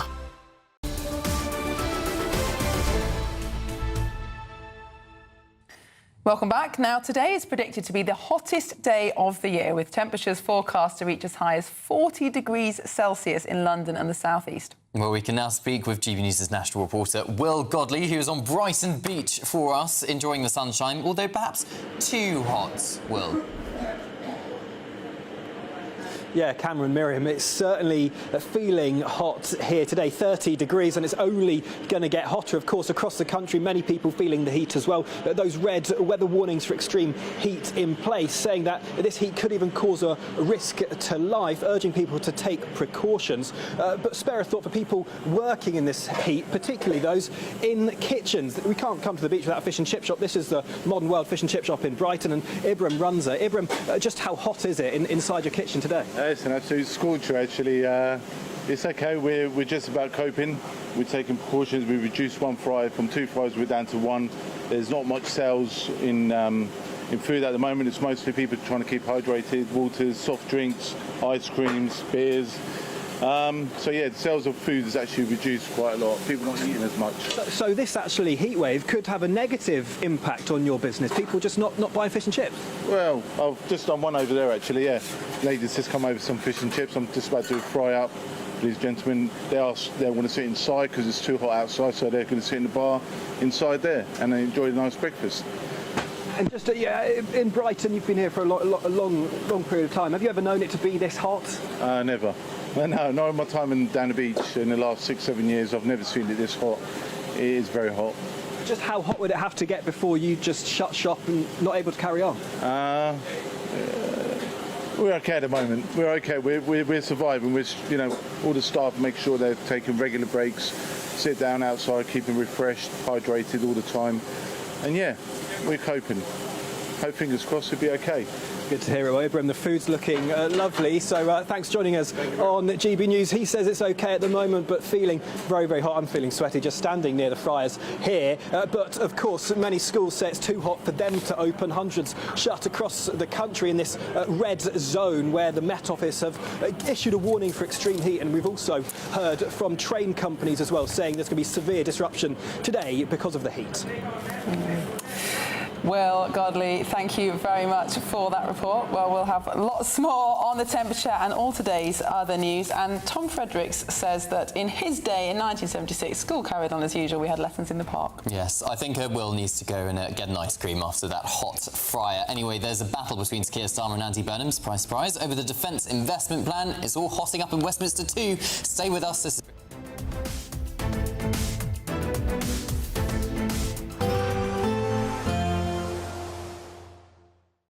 Today, clouds overhead, total zen within.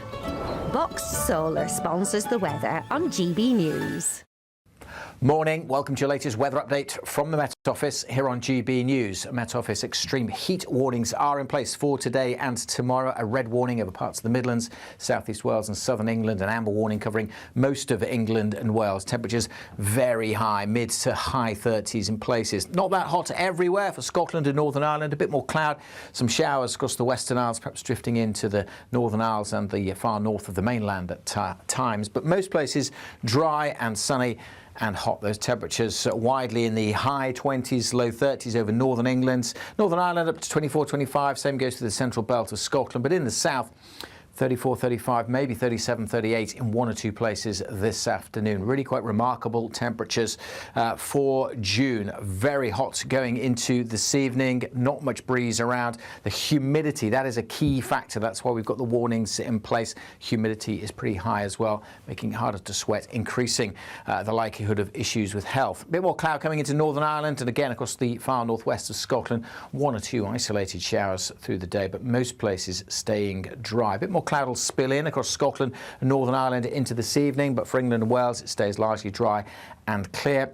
Again, a very warm and uncomfortable night like last night. It's going to be very humid. Parts of the south likely to stay over 20 degrees Celsius. So the body doesn't have that time to recover. So again, another reason why we've got the warnings in place.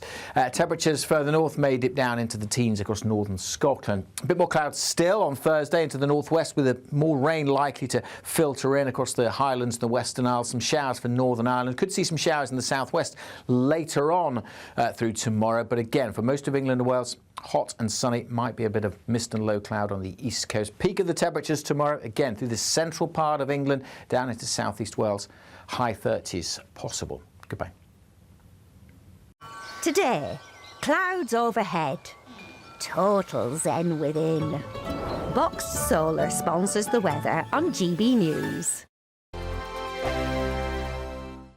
Hello from the Imperial Island Resort in Paphos, and it's the final week to see how you could win big in time for summer. Someone has to win our stunning cash prize of £76,543.21. Just don't miss out as lines close on the 26th of June. For a chance to win, text cash to 63225. One entry costs £2.50 plus one standard network rate message. Or text bonus to 63225. 5 entries cost £5 plus one standard network rate message. Go to gbnews.com/win. Entries start at £2.50. Call 0903 686 3232. Calls cost £2.50 plus your network access charge. Or post your name and number to GB21 PO Box 8690 Derby DE1 9TT. UK only. Entrance must be 18 or over. Lines close at 4 p.m. on the 26th of June. This is a network giveaway. Entries will be pulled. Please check the closing time if listening or watching on demand. Some people enjoy lazy Sunday mornings, but not me. What's the truth of the matter? So that's a very live question. Would you support him if he waters down these plans? Before the spin sets in, I'll be getting to the truth. This is personal. No soft questions, no easy answers. It's one thing if the state has rules in this country. It's another thing whether the police and others actually police them. Setting the agenda and holding those in power to account. You can't really blame her if the system is set up this way. You will not want to miss it, trust me. The Camilla Tominey Show, Sundays from 9:30, only on GB News. Bold. They are under no illusion. Ray. Are you a human trafficker? Boundless.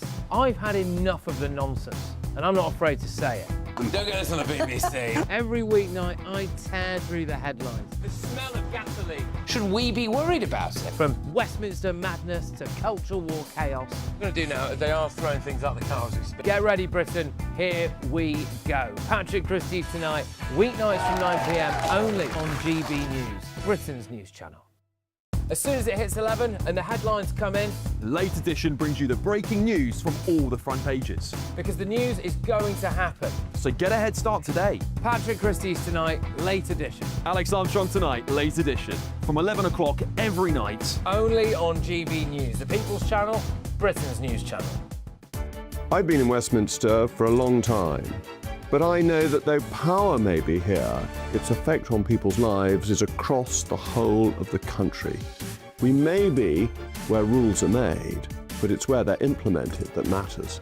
Join me, Jacob Rees-Mogg, for forthright and frank discussion on where Britain has come from, where it's going, and where it will end up. That's State of the Nation, Monday to Thursday, 8 to 9 o'clock. Vox Populi, Vox Dei.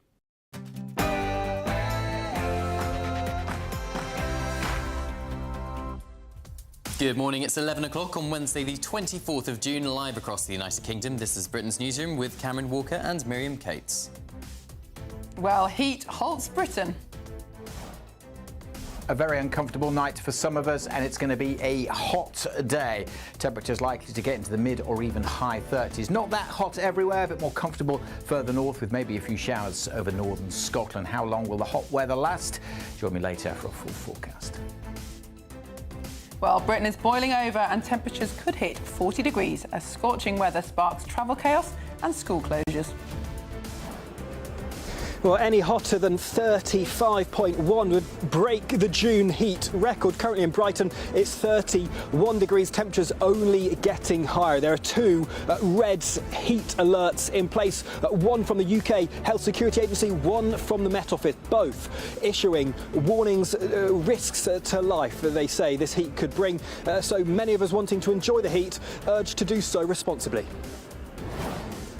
Well, breaking news. Oldham, Bradford, Keighley and London named as the first target areas in the National Grooming Gangs inquiry. Elsewhere, the Prime Minister takes on Conservative leader Kemi Badenoch at Prime Minister's Questions in just an hour. Will it be an emotional one? It could be his last. It could be. Don't miss it. And the maternity failings revealed. A major report into Nottingham hospitals is set to expose widespread faults affecting thousands of families like Mel's. Once she stopped fighting for her life, we had questions about what happened leading up to her birth. Well, it's been described by some of the victims as the largest maternity scandal in NHS history. This review, which has been ongoing since September 2022, looks set to be published later this hour. I'll bring you all the details. So it is what it is. We will analyze it and recover now, and then prepare for the next one against Panama. A reality check for England. Well, the team were held to a frustrating goalless draw last night against Ghana in the World Cup. Fans are split. Is it gonna be all right for the Three Lions? Actually, we didn't lose, so I'm very grateful. I thought it was awful. Absolutely awful. England should beat Ghana. They're a good team, but England are better.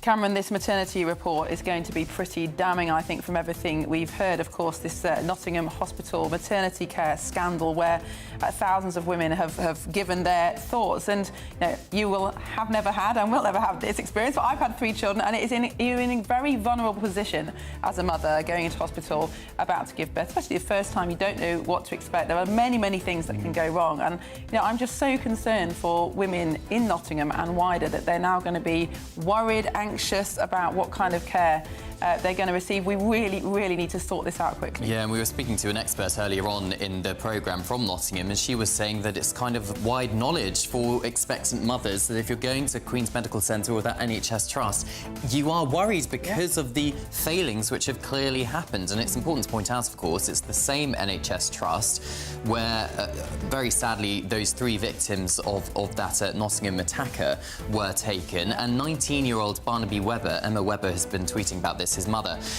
in the last day or so, where NHS staff were accessing his medical records when they had no legitimate reason to do so, and a number have been struck off as a result. Yeah, there are question marks about whether these failings are systemic and cultural, but even across the country, obviously nothing particularly bad case, it looks like, for maternity, but maternity care is very stretched. There are lots of shortages of midwives, lots of question marks about how many caesarean sections this country performs. We do really need to get a grip on it. We've got a birth rate crisis, and if women are thinking that they're not safe giving birth, then you can understand why people might be put off having children. Well, exactly. We'll be bringing you the very latest on that, but let us know your thoughts on everything else we're talking about today. gbnews.com/your say. But first, here is the news with Tatiana Sanchez.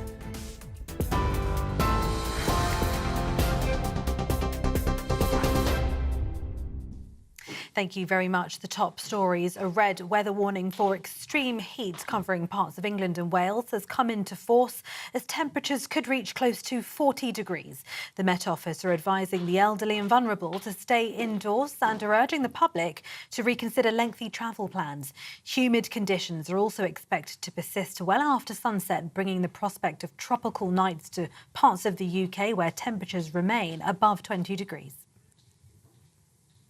Sir Keir Starmer is likely to face questions about the scope of what his government can now achieve in his final weeks in office during Prime Minister's questions today, after Downing Street said no major new policy decisions or spending pledges would be made before a new Labour leader is chosen.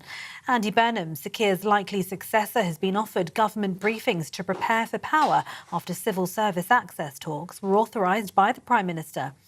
Meanwhile, the Prime Minister's Chief Secretary Darren Jones says he won't challenge Andy Burnham for the Labour Party leadership. When Keir Starmer faces MPs today, he might be quizzed over the long-awaited publication of the Defence Investment Plan. Shadow Transport Secretary Richard Holden says it's the massive issues like defence that we need to get sorted out. Keir Starmer is leaving Britain undefended and at risk. So I think that's the real issue at stake here. You know, there's a lot of Labour machinations going on down here in Westminster, but it's those massive issues facing the country, like defence, that we need to get sorted out, and we need to have a clear plan. And in direct answer to your question, I don't think we want to see even more borrowing here, because the truth is that we're actually borrowing to pay for welfare spending, day-to-day welfare spending, and that is not a sustainable way going forwards. So we need to get some spending under control rather than more tax rises or indeed more borrowing, which is all that is delayed future tax rises. Justice Minister for Tackling Violence Against Women, Catherine Atkinson, spoke to GB News before Darren Jones' announcement, adding that she believes Sir Keir is doing everything he can to ensure a smooth transition. I think that the Prime Minister was putting the country first in all that he did, including in the decision that he took, and he's done everything that he can to have a smooth transition. Certainly, I think that Darren Jones is an incredibly capable person that I would want to see in the front line of politics, along with many others. But I do want to see a transition that is smooth. That's what the Prime Minister, Keir Starmer, is seeking to ensure, and the quickest that we can do that, the better, because we need to be ensured that we are focusing as a government on continuing to deliver our manifesto and continuing to deliver for the country. London, Oldham, Bradford and Keighley are to be the first towns and cities investigated by the grooming gangs inquiry. The £65 million probe is investigating how grooming gangs operated and how police, councils, health services, social care services and schools responded. Meanwhile, the largest maternity review in the NHS history, which is expected to detail widespread failings that led to the deaths of babies and avoidable harm, is to be published today. About 2,500 families and more than 800 staff members have contributed to the review too. The Trust has already paid out millions of pounds in compensation and fines. The review is led by senior midwife Donna Ockenden, while a police investigation continues. In sport, a disappointing night for England, who ended their second group match of the World Cup with a goalless draw against Ghana.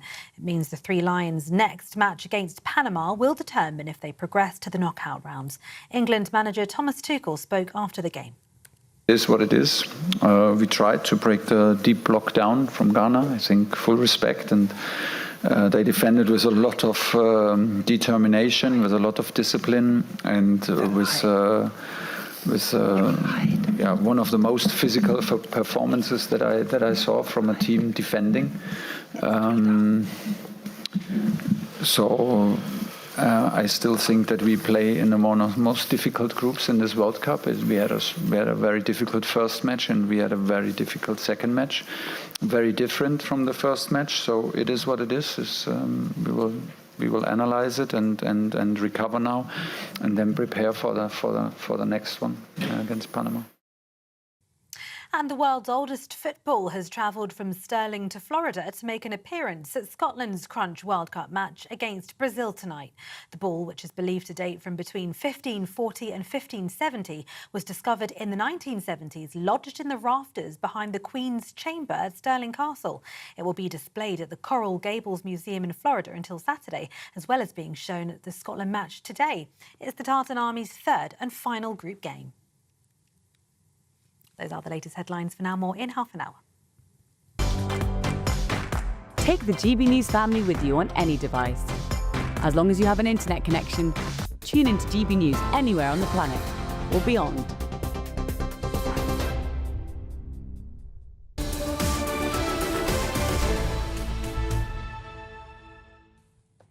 Hello, welcome back. You're watching and listening to Britain's Newsroom. We're live across the United Kingdom on GB News with Cameron Walker and Miriam Cates. Good morning to you. James has got in touch, viewer. Hello, James. He says, well, I just want to say that I'm a delivery driver for a company which I can't name because there's lots available. But if you have parcels delivered today, please offer a cold drink to your driver. I think that's very good advice. James from Essex, 36 years old. Yeah, I think that's kind of right, isn't it? It's looking out for each other. We can't control the weather. Let's all not panic about it, because it's just hot weather at the end of the day. Lots of viewers actually have been pointing out the summer of 1976, saying that it was absolutely glorious, and how we're all getting a little bit ahead of ourselves in terms of the doom and gloom narrative. But it's just common sense, isn't it? Yeah, absolutely.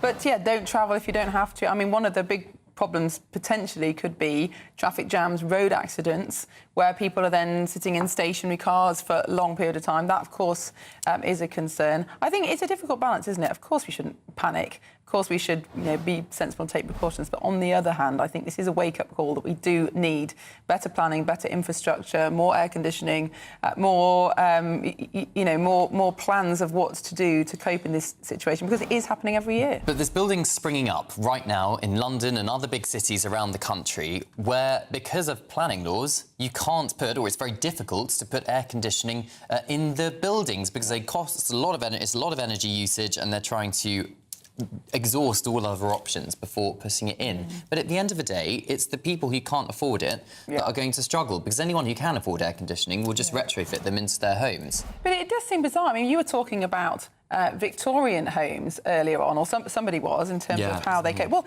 those old stone-built houses cope much better in both summer and winter.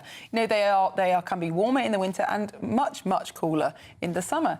And, the Victorians and previous generations knew a lot more about building and building materials in order to keep houses cool. And you just think some of the materials we use now, some of the design we use, the fact that we often have small windows that can't be opened or can't be opened fully. I mean, we perhaps should look back in time to learn some of these lessons rather than some of the new regulations. Well, things were built properly back in the day. And over the last few years, I've lived in both Victorian, or I think it's Edwardian, actually, but, an old Edwardian terrace and a brand new flat, or very relatively new flat, in London. And as you say, Miriam, there is a noticeable difference in terms of the building quality of a building that stood there for almost 100 years, if not slightly more than 100 years, and how it regulates the temperature compared to a new tower block style building, which, OK, keeps the heat in, but keeps it in so much that it's unbearable in the summer. And also, arguably not going to last. Flimsy walls, tiny rooms, and people obviously want to opt for the slightly better built properties, which push up the prices. I mean, I think the problem is that land has become so expensive that all the money that property developers have goes into the land purchase, and then there's less available for building materials. But regulations are also a problem. You were talking about how this regulation that means that you have to exhaust all other options for cooling down before you can implement air conditioning, and so they just go for smaller windows, which is not good for anybody. Well, let's see if Tories, or Conservatives, if they ever do get back into power, pledge to get rid of those building regulations, which they put in the first place, I hasten to add. But nonetheless, let's speak to our national reporter now, Will Godley, who's on Brighton Beach for us. Will, I hope you've got an ice cream. What's the temperature like now? No ice cream just yet, but that might all be about to change. It's 31 degrees here, and some breaking news from the Met Office. They have just extended that very rare extreme red heat warning to the south coast. So everywhere down here, including Brighton now, is under this red extreme heat warning, where the Met Office say there is a risk to life, urging people to take precautions in this heat. Some people have been cooling down by having a dip in the sea, and many people here cooling down by having a drink, using bottles of water to use as ice packs to stay cool here. One person, Mano's got her fan on. How are you finding the heat here? Yeah, it's amazing. I'm very happy, really. I'm coming from London and I enjoy the weather. It's lovely. Not too hot for you? I like it. It's nice, really. I like it. I like hot weather. You like the hot weather. Could be better, though, with an ice cream. So come with me this way. I've always wanted to do this, because you can't beat a Mr. Whippy, can you? So I'm about to be taught how to make a Mr. Whippy. Ibrahim, all right, I've got my gloves on. That was the first thing I had to do. What do I need to do? Yeah, just wrap a serviette around it, because it usually drips, especially in these weather we're experiencing. It's not going to last long on the cone, so wrap a serviette underneath so it doesn't drip on your clothes. Right. Perfect. Right. So this is the key moment. Where should I put this? Under here? Just here, high a bit. All right. And away we go. No, up a bit. Right. Is it going to come out? Oh, here we go. The ice cream is flowing. This is my first ever time making a Mr. Whippy. It almost looks like it's too hot for the ice cream machine. Just about coping in the heat here. All right, there we go. How would you rate that out of 10? That's really poor. Let me show you another one. Really Let me show you how it's poor. really done. My attempt's really poor. Ibrahim's about to show us how it's really done. While he does that, let me give it a taste, shall we? Doesn't taste poor. Certainly cools me down. Right, this is the cameraman's ice cream. You're going to get the good one, Joe. As Ibrahim shows us how it's supposed to be done in the hot weather, making a proper ice cream here. All that's missing is a flake. Well, yours looks far better than mine. Cameron, Miriam, I don't know what you think about this, but I hope you're jealous. It's certainly very nice. About time I have my hands on an ice cream. Here we go. Experts perhaps put a bit of a better ice cream display on, but I hope you enjoy it. It will melt in seconds in this heat. Well, thank you very much. Yeah, well, the weather is big news, but other big news today, breaking news in fact, Oldham, Bradford and Keighley and London have been confirmed by the National Inquiry into Grooming Gangs as the first location selected for local investigation. Well, GB News' national reporter Charlie Peters joins us with the very latest. Charlie. Oh, good morning to you both. Yes, we've just recorded an interview with the chair of the inquiry, Baroness Anne Longfield, and the two panellists involved in the inquiry, and they said that their starting point will be that this has been a catastrophic failure of the state, and they will pursue what they can to achieve accountability for victims. The full version of that interview will come out later on the channel today, but I can tell you now that they have also told GB News that this is just the start in terms of areas selected for investigation. Oldham, we always knew that was going to be part of this inquiry because the government had selected it last year for a local investigation before the national inquiry was announced. But Bradford and London, Bradford and Keighley, of course, those are two major hubs for grooming gangs. We have seen in our own reporting trafficking of victims and the movement of perpetrators linked by wider criminal networks between those two cities and throughout the regions around them, and indeed across the country for many decades. We've also heard from the solicitor David Greenwood this morning, who's represented hundreds of grooming gang victims at his firm, Swatulski's. He told me that there has been a resistance against Bradford being selected for investigation due to the deep embarrassment felt by many of those in the local authority, in the police, in the NHS, in the wider positions of power in the city because of their many, what he said, failures in dealing with the grooming gang scandal and child abuse. In London, that selection is also critical because last year there was a major political row in the London Assembly between the Mayor of London, Sir Sadiq Khan, and the leader of the Conservatives, Susan Hall, who pressed him, and he refused to answer, I suppose, several times whether he thought there were grooming gangs in London. He was accused of obfuscating and avoiding the question. We have since had confirmation from the Metropolitan Police that they are looking at tens of grooming gang cases in the capital that reflect the wider pattern seen across England and Wales. So they have acknowledged that risk and that issue in the city.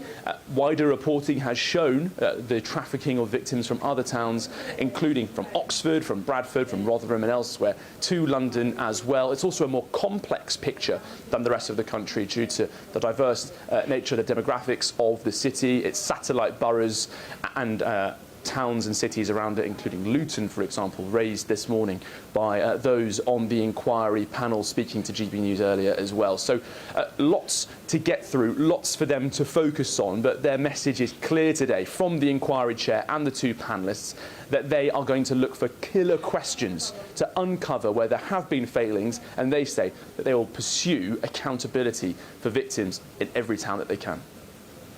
Charlie Peters, thank you very much for that update. Charlie Peters in central London there, and we look forward to seeing that interview coming out on the channel later today. And Cameron, I do wonder if it's going to be a house of cards, that once the investigation starts and seeing how everything is connected, there are going to be some very, very difficult questions for authorities to answer. Yes, authorities and people at the very top as well about what they knew and when and why they didn't implement previous recommendations from previous reviews. But of course, Charlie Peters will be keeping all of you up to date on that. Well, plenty more to come on Britain's Newsroom, including the build-up to Prime Minister's question, and a lot has happened in politics this week. We'll see what Sir Keir Starmer has to say about that, and Kevin Badenoch, of course. But first of all, it's time for the Great British Giveaway, the final week to see how you can win a massive £76,543.21 in tax-free cash. Here's what you need to do. There's just 2 days remaining of our big summer giveaway. Someone has to win our stunning cash prize of £76,543.21. And that person really could be you. Imagine all of the fun you could have this year with that. You could treat the family, treat your friends, make it a super summer for everyone you know. Or just enjoy a bit of me time, safe in the knowledge all those day-to-day financial stresses have been taken care of.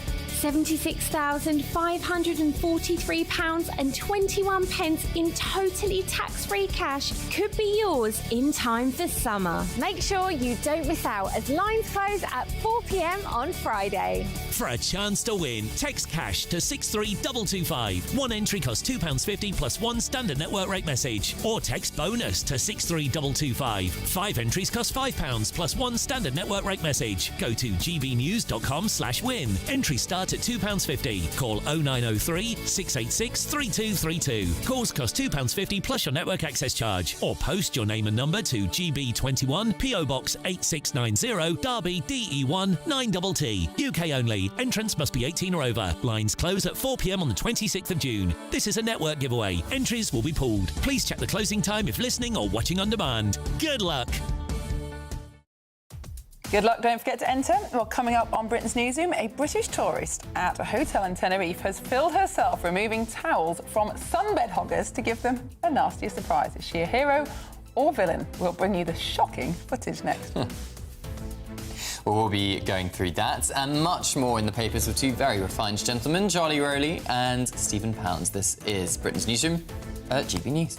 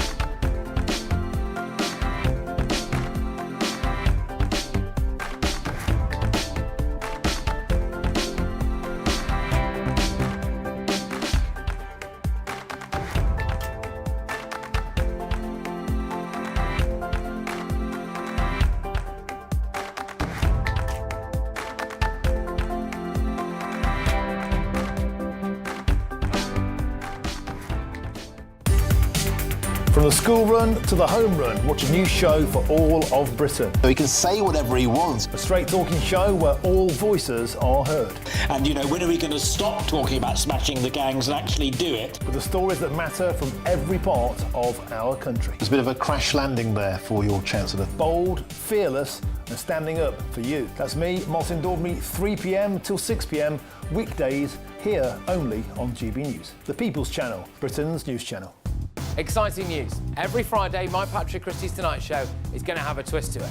We're welcoming some special guests. You. That's right, on Fridays, I'm going to be doing my show in front of a live studio audience because this show is about you and what you have to say. It's going to be the same big debates, same big topics, same big opinions. But every Friday night at 9 p.m, you are invited to come on down to Patrick Christie's Tonight to be a part of the action. Only on GB News, the People's Channel, Britain's news channel. Welcome to Free Speech Nation with me, Josh Howard. This is the show where each week we see what's happening in the world of culture, current affairs and politics. first of all say welcome to the UK. Oh, thank you. And we're not afraid to use our free speech so that you can use yours. It's not controversial in the slightest to anyone who hasn't lost their mind. Free Speech Nation, Sunday nights at 7 p.m. Only on GB News, the People's Channel, Britain's news channel.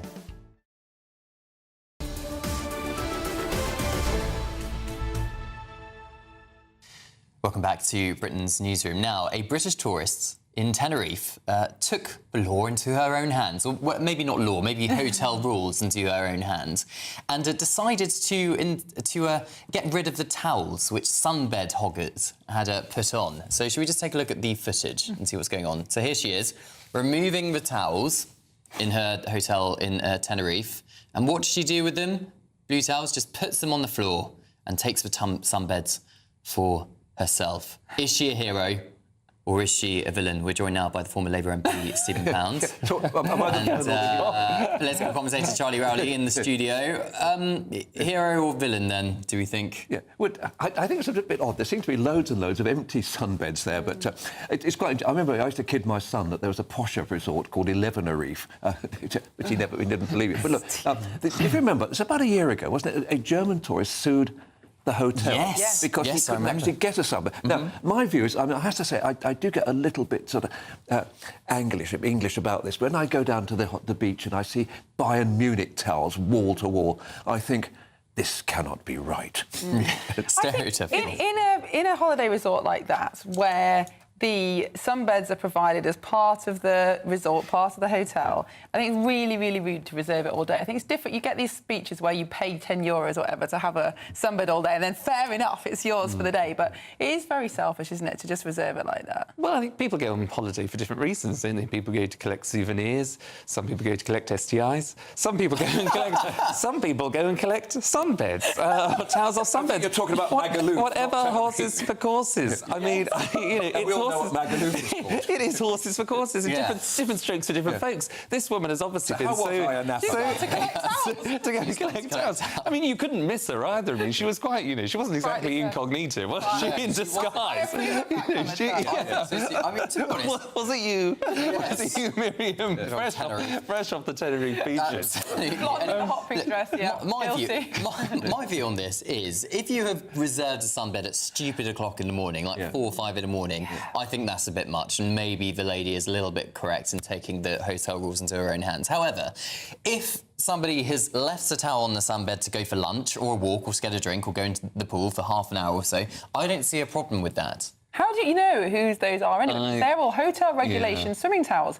They haven't put their own belongings. You can't identify who's reserved. That's quite interesting because, as I was saying, a lot of the towels that people put down there are their own, obviously identifiable. But look, most hotels now, the big resort hotels, have notices saying you cannot reserve it. And pool attendants. Her point, and God love her, it becomes a viral sensation, and not just for the fabulous dress. But look, what the point It isn't actually me, Stephen. I just I'm with her. I totally agree with her. The point she's making is that people are getting up, as you say, at silly o'clock, and then putting the towels down, and then go and have their breakfast. I'm typically British, where I sort of would just moan about it quietly. I wouldn't have the bravery to go and do what she's done, and so I'm completely with her. Our national motto in this country is, don't make a fuss. Yes, exactly. Isn't this on the hotels to provide enough sunbeds for the amount of guests that they have in the hotel? I think that would probably... Do you remember during COVID, we were actually able to go on holiday to France during the first year because before they banned everyone from travelling. Anyway, so we drove down into France. And in theory, they had the same rules as us in France, but of course they didn't follow them at all. And at the campsite where we were staying, Eurocamping, at the campsite they were staying, there was literally no change at all. Like, you wouldn't know that the pandemic, apart from they'd taken away all the sun lounges. Well, I don't know why, but that was it. That was apparently that was how you're going to stop COVID spreading. But just carry on as normal. Just keep on smoking. But me and my wife went on holiday to Goa a few years ago, and we had a lovely pool, and we were around there, and there weren't enough sun lounges. And while we were just walking around, the people around went and bought 2 sun loungers from another hotel and brought them back. Because they were just so determined that we wouldn't be ending up Holiday with crime. To that last. Anyway. That's the Indian hotel industry. A very, very important discussion. Thank you both. Well, thank you. Yes, indeed. Let us know what you think. gbnews.com/your say. I think the heat's getting to us. I think it is. You need to go have a lie down on the sunbed. Yes, in this air-conditioned studio. We're lucky. Well, don't forget, it is Good luck Prime... with the STIs. Honestly. Thank you, Stephen. Honestly, can't take you anywhere. Well, definitely not on holiday. Well, don't forget, it is Prime Minister's Questions. I don't even know what it stands. Shh, that's enough. Tom Harwood, Gloria Di Piero, want your questions for the Prime Minister, who is still the Prime Minister as things stand. Send them into gbnews.com/your say. This is Britain's Newsroom on GB News. I'm going to try and get some more control in this studio. See you shortly.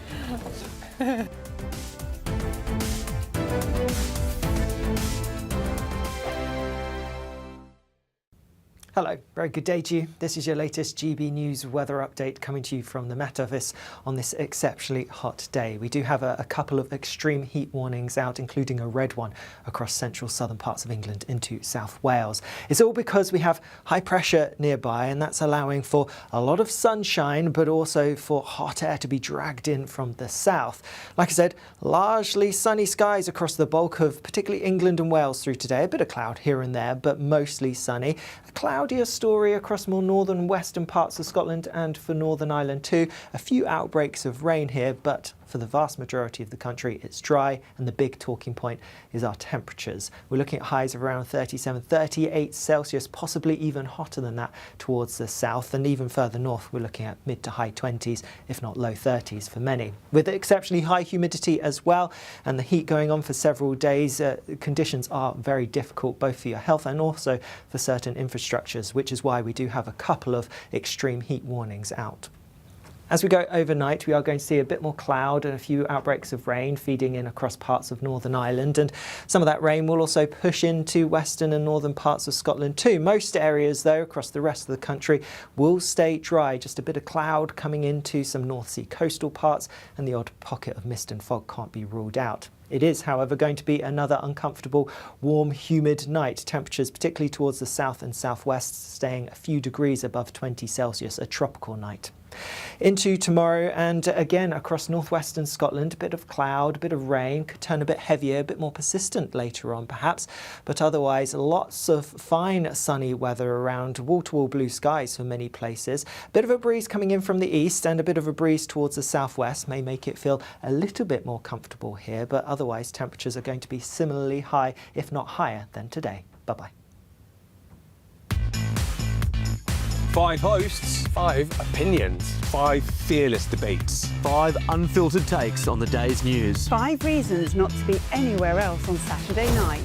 This is the Saturday 5. You got me good there. Britain's biggest Saturday night TV show. It's not a bad brand. Yeah. Uncensored. Very, very easy tonight on the unpredictable. What does she say? Can you translate it for us? And always entertaining. And how can a country go from being led by William Wallace Saturday nights from 6 p.m. only on GB News, the People's Channel. Britain's news channel. You're going to want to stay tuned, trust me. As soon as it hits 11 and the headlines come in, Late Edition brings you the breaking news from all the front pages. because the news is going to happen. So get a head start today. Patrick Christie's tonight, Late Edition. Alex Armstrong tonight, Late Edition. From 11 o'clock every night. Only on GB News, the People's Channel, Britain's news channel.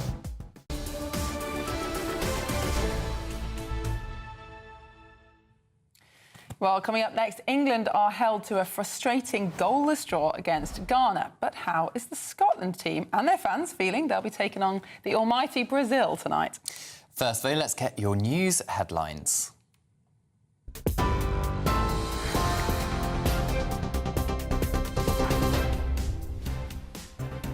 Good morning. The top stories. A red warning for extreme heat has come into force today in parts of England and Wales, lasting until 9 p.m. tomorrow.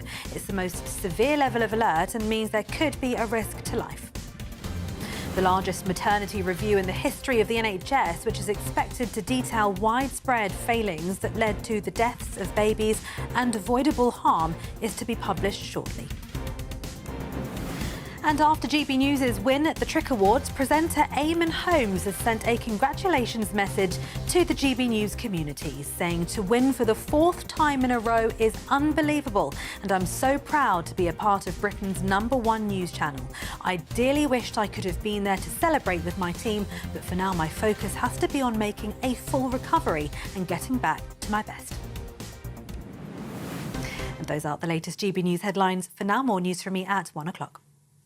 Tune in to GB News Radio wherever you are. Online, on DAB digital radio, on TuneIn, on Radio Player, on Nation Player and on your smart speaker.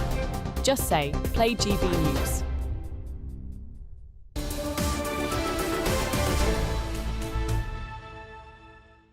Thanks, Tatiana. It is 11:35. You're with Britain's Newsroom on GB News with Cameron Walker and Miriam Cates. Now, it was a disappointing night for England last night. They ended their second group match of the World Cup with a 0-0 draw against Ghana. Well, it means the Three Lions' next match against Panama will determine whether they progress to the knockout rounds, but have faith, I think, perhaps. Yeah, I mean, they did look so impressive in the first match, didn't they, against Croatia. Hopefully they can pull it out of the bag again. They did, although a very boring match last night, of course. So they did have most of the possession, but the Ghanaian defence, can't say the word, their defence, Ghanaian defence, there we go, was very good indeed. So let's see if I'll put it back. Well, GB News reporter Isabel Fekulak is with some football supporters from Bristol. Isabel, what's the mood down there? Good morning to you both. Well, I think a lot of England fans waking up this morning feeling quite frustrated, a little bit grumpy. But here on what's known as Britain's most patriotic street, I mean, just look at the sea of St George's flags here, neighbours for the World Cup, getting out their ladders and strings and hanging up all of these flags to show support to their team. Of course, councils across the country have warned people not to hang up flags on public lampposts, things like that, and the flag has triggered debates about what it really represents. Here, though, they say it's not political, it's purely football. I'm going to talk now to residents of this street, Leanne, Lola and Dylan. Just about these flags first. This is a tradition that's gone back quite a while on this street, isn't it? Yeah, I've lived on this street about 8 years, but as far as I'm aware, it's been going on for about 30 odd years. All the flags always go up for World Cup games, Euro games, and they had Union Jacks up on the Jubilee and the VE Day. There's nothing racial in it, it's just flags. And it brings everybody out, it's amazing. The atmosphere's been brilliant up here all week, it's been fantastic. And in terms of the football, obviously last night a bit of a frustrating match. I can see you guys, England fans here. What did you think to it? Well, I thought they could have done better, but they done well against Ghana. It was frustrating. Hydration breaks. What's that all about? I know. Are we feeling positive though? Looking forward to Panama on the weekend? Absolutely, definitely. Saturday night's our next game, so we'll all be out. Showing your support with the incredible sea of flags on this street. I'm really impressed, and I know you guys, that must have taken some quite organisation for getting the ladders out and the flags up. What's the community spirit like here, all joining together? Fantastic, absolutely brilliant. Everybody chipped in, bought flags off Amazon and places. It's brilliant. Is it coming home, guys? Yes. Yeah? We think so? Yeah, I hope Who's so. your favourite player? Harry Kane. Harry Kane. Ollie Watkins and Jude Bellingham. Harry Kane, Declan Rice and Saka. Brilliant. Well, thank you so much for coming on, guys. And let's just have one last look at all these flags. A bit of patriotism, positivity heading into that game on Saturday where we'll face Panama. Well, thank you very much for that report and speaking to the amazing people of Bristol who've been supporting the Three Lions there. I mean, it's frustrating, but I think from recent history, I think the second match England have played in a big international tournament, we have not done very well and then seem to pull it out the bag after the group stages. So let's see if they do well against Panama. Well, I'll take your word for it, Cameron. I'm not an expert. Neither am I, actually. I mean, I don't generally watch football, but obviously I do watch England. And I think the first game was such a treat because there were so many goals. And even if you're a neutral observer, just seeing lots and lots of goals is obviously a much more exciting match. 0-0 draws are everybody's worst nightmare, aren't they? But anyway, good luck, England, and really, really good luck, Scotland, tonight. That would be an upset, wouldn't it, if Scotland were to beat the mighty Brazil? It would be, indeed. I think Brazil number 5 in the world, and Scotland's 40-something. I saw something quite interesting comparison with Italy the other day, because, of course, Italy, who have won the World Cup several times in the past, did not make it into the finals this time. Yes. Meanwhile, they've had a stable Prime Minister for 5 years. We're about to have our 6th in 7 years. So have we swapped roles with Italy? So we're now good at football and terrible at keeping Prime Ministers, and they've gone the other way. So does that mean we could be in with the chance of winning because we have such an unstable government? We're going to win, but the government's going to collapse. So, you know, Swings take what you will. Yeah. Exactly. We'll see. Well, good luck to Scotland and tonight and England. Hopefully we'll have some good news tomorrow on that. Definitely. Now, coming up next, a major report into Nottingham Hospital's maternity services is just about to be published. It's said to expose widespread faults affecting thousands of families. This is Britain's Newsroom on GB News.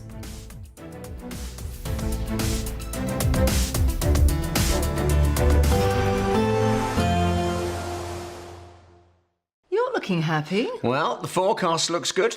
So you've sorted the travel insurance then? All Clear Travel Insurance sponsors GB News. France for the next few days at least. Meanwhile, 1 or 2 thundery showers possible in Sardinia and some wet weather heading to Portugal. Most of the eastern end of the Mediterranean, though, dry and sunny. Small chance of an isolated shower inland over Greece. Chance of some heavy showers over Sardinia, as I said, but much of northern Italy dry and sunny. Southern Spain also dry and sunny, but some showery rain heading its way into Portugal, affecting Lisbon and Porto. Temperatures back on the rise in Rome for the weekend.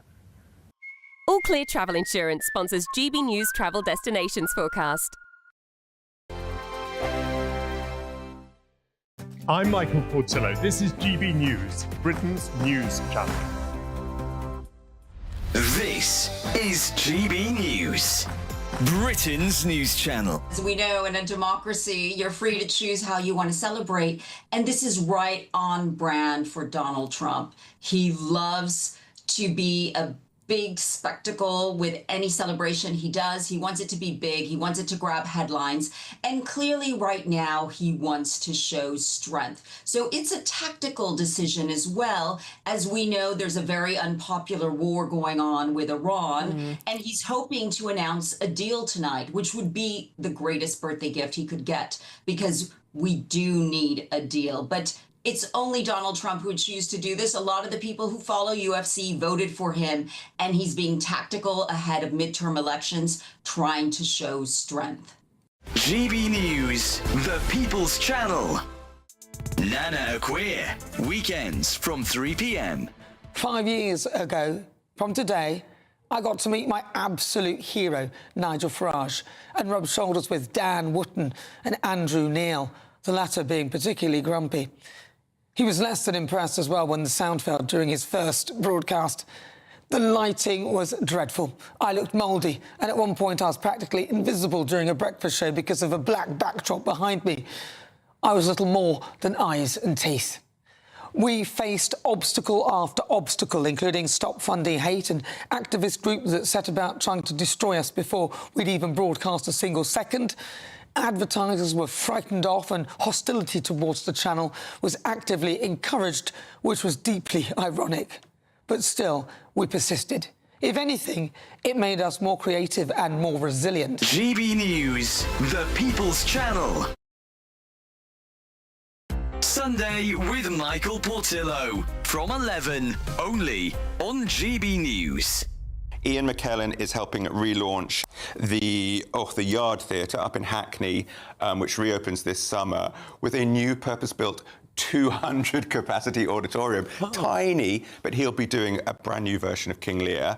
Up in Scotland, Alan Cumming has taken over the Pitlochry Festival, and I just want people to know that all these small theatres, number one, it's not such a big risk. Ticket prices are £30, £35, £40 top price, and you can find less than that. So you can take a risk, but you'll go along and you'll experience something, you'll be part of something. And I am a huge fan of what we get in the West End. It's world class, but it is a lot of money, and it's sometimes just a little bit predictable or complacent or safe, I would say. Not always, but sometimes.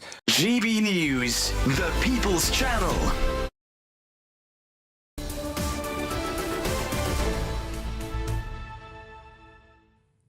Welcome back to Britain's Newsroom. Now, the largest maternity review in NHS history is due to be published any moment now, detailing how widespread failings led to the death and harm of babies that was completely avoidable. Yeah, around 2,500 families contributed to the review into Nottingham University Hospital's NHS Trust, making it one of the most extensive investigations of its kind.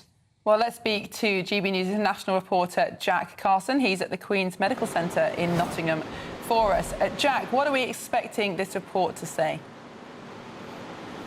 Well, we've just got the official publication of that report, so let me take you through some of the details of it, and a warning to some of our viewers that some of the detail, they are things that they may well find distressing. The report finds that hundreds of mothers and babies suffered potentially avoidable harm due to what they were described as long-standing and deeply embedded systematic failures at this hospital trust. The trust, the report finds, knew there were serious issues in their maternity department going back as early as the likes of 2007, but the review says they failed to take action to prevent more deaths. As you were saying, more than 2,500 families and over 800 staff have been involved in this review, which has been ongoing since September 2022. But Donna Ockenden, the senior midwife, her review team found that there were deep-rooted problems, adding that failures may have or substantially impacted also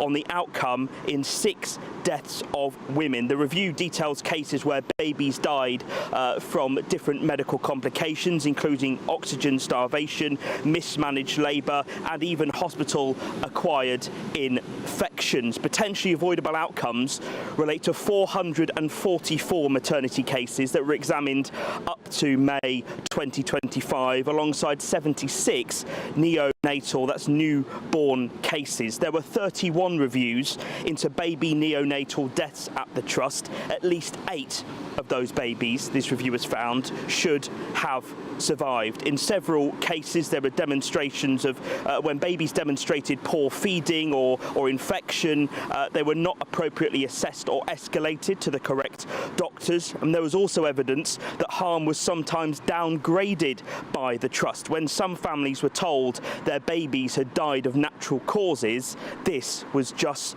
not true. Across multiple cases over many years, to recognise deterioration, escalate concerns and intervene appropriately, they were all missed. In reaction to this report, the Health Secretary, James Murray, has had this to say. This has to be a turning point. This has to be a turning point for maternity care in this country. I don't think anyone reading Donna Ockenden's report, anyone who, like me, has talked to and listened to those families who have been affected in Nottingham, could feel anything other than an absolute determination to make sure that change happens. Now, I don't want to say to families today that we are going to simply accept all the recommendations and then those recommendations sit on a shelf and don't get put into action. I want to make sure that change happens. So I'll be setting out today our next steps around Martha's Rule being rolled out across the country, around the duty of candour to compel NHS staff in the future to give evidence to any inquiries about maternity services, and to check the last 10 years' worth of records in mortuary services across the country. But I also want families to know that all of the recommendations, all of those important recommendations in the report today, will go into the task force that I am chairing, which by the end of this year will produce a comprehensive action plan of what change we will make. That's James Murray, the Health Secretary there, giving his reaction to this report. It also found that there was a bullying and toxic culture at the Trust over the years, and that essentially, as we've been talking about this morning, mothers just didn't feel like their concerns were being listened to. In terms of those patients that took part in this review who described at times feeling pain, they were said that that pain relief was simply inadequate. One maternity nurse shouted at one mother, "You need to pull yourself together." Another saying, "Is this your first baby? Take some paracetamol and have a hot bath." Now, in reaction to this, the Nottinghamshire University Hospitals Trust has said this should be a watershed moment. They have apologised unreservedly to the women and families who have suffered loss and harm. They say, "We failed you and we accept responsibility for our failings." Jack Carson, thank you so much for that report. Very, very concerning, Cameron. Obviously, you and I are yet to read this. It's only just been published. But, I mean, the despair and the grief being felt by the families who lost babies, in many cases suffered irreversible harm, knowing that some of that was preventable. And of course, you know, childbirth is dangerous. It will remain dangerous. But we have made so many improvements in medical care over the last 100 years. We really, really shouldn't be seeing these kind of mistakes still made. And just to bring viewers something, I'm scanning this report as we speak. There are recurring failures to protect the dignity of the deceased, including an early gestation baby disposed of as clinical waste. This is the kind of failure we're talking about here at the Nottingham University NHS Trust. Yeah. A baby disposed of as clinical waste, among several other failings. Disgusting. Very, very worrying. And they do need to sort this out very quickly, because women are being put off having children by the thought of going into labour in an unsafe hospital. Not only in Nottingham, it is that there are countrywide problems with maternity care. Well, our reporter Jack Carson will have the latest on that all day. He will. Well, moving on now, and Sir Keir Starmer is about to take on Kemi Badenoch at Prime Minister's Questions. Is he a lame duck, Cameron? He's already resigned. He's only in that seat for a few more weeks. We'll have all the build-up. This is Britain's Newsroom on GB News.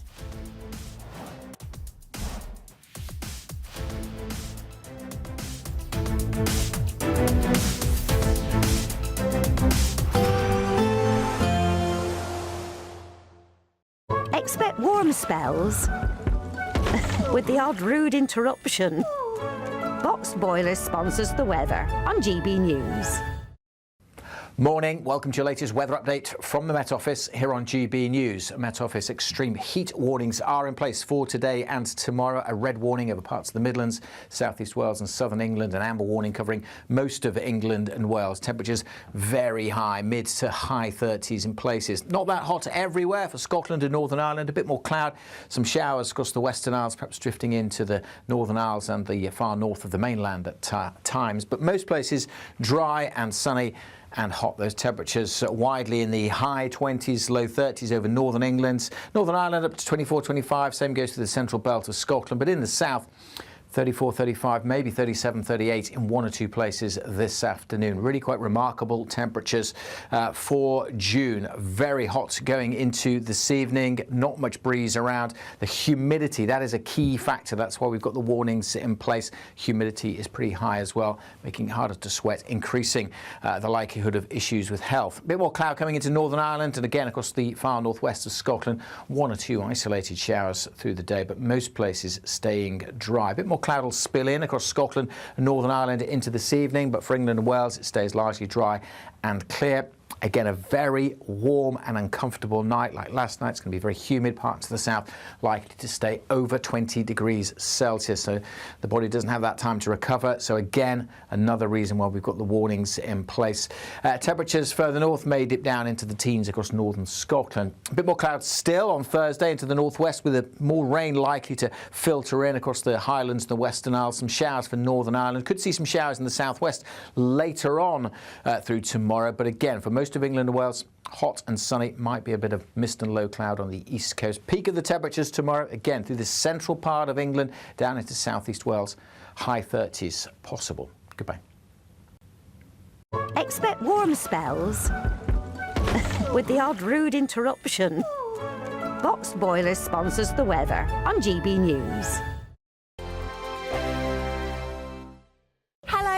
Imperial Island Resort in Paphos, and it's the final week to see how you could win big in time for summer. Someone has to win our stunning cash prize of £76,543.21. Just don't miss out as lines close on the 26th of June. For a chance to win, text cash to 63225. One entry costs £2.50 plus one standard network rate message. Or text bonus to 63225. 5 entries cost £5 plus one standard network rate message. Go to gbnews.com/win. Entries start at £2.50. Call 0903 686 3232. Calls cost £2.50 plus your network access charge. Or post your name and number to GB21 PO Box 8690 Derby DE1 9TT. UK only. Entrance must be 18 or over. Lines close at 4 p.m. on the 26th of June. This is a network giveaway. Entries will be pulled. Please check the closing time if listening or watching on demand. Join me, Nana Akwe, for an informative, interactive news programme with a difference. It's fun. No, he didn't say that, Dave. I'm so surprised. I think there's an element of truth to that. Join me from 3 p.m. every weekend, only on GB News, Britain's news channel. Hi, I'm Michelle Dewberry, and my show is your opportunity to cut through all the noise and dive in headfirst to some robust debates. Ideas clash. Situation, isn't it? Because the failure is... You're deliberately avoiding my point. Nothing's held back. And if you think this is the end of it, wait for more. And we do not shy away from the difficult stuff. Sometimes I want to shake people and say, if only you understood. So join me on Jubes & Co. weeknights at 6 p.m, only on GB News, Britain's news channel. Welcome to Free Speech Nation with me, Josh Howard. This is the show where each week we see what's happening in the world of culture, current affairs and politics. First we'll say, welcome to the UK. And we're not afraid to use our free speech so that you can use yours. It's not controversial in the slightest to anyone who hasn't lost their mind. Free Speech Nation, Sunday nights at 7 p.m, only on GB News, the People's Channel, Britain's news channel. At GB News, we love to hear from you, our loyal community. So drop us a line at gbnews.com/yoursay. There you can talk to each other and also to the presenters live on air. gbnews.com/yoursay, because GB News is your channel, Britain's news channel. Breaking news, live updates, stories that matter. From the heart of the GB Newsroom to every corner of Britain, with our team of dedicated journalists across the UK. GB News bulletins are there to deliver the latest news that matters to you. Bulletins on GB News, the People's Channel, Britain's news channel.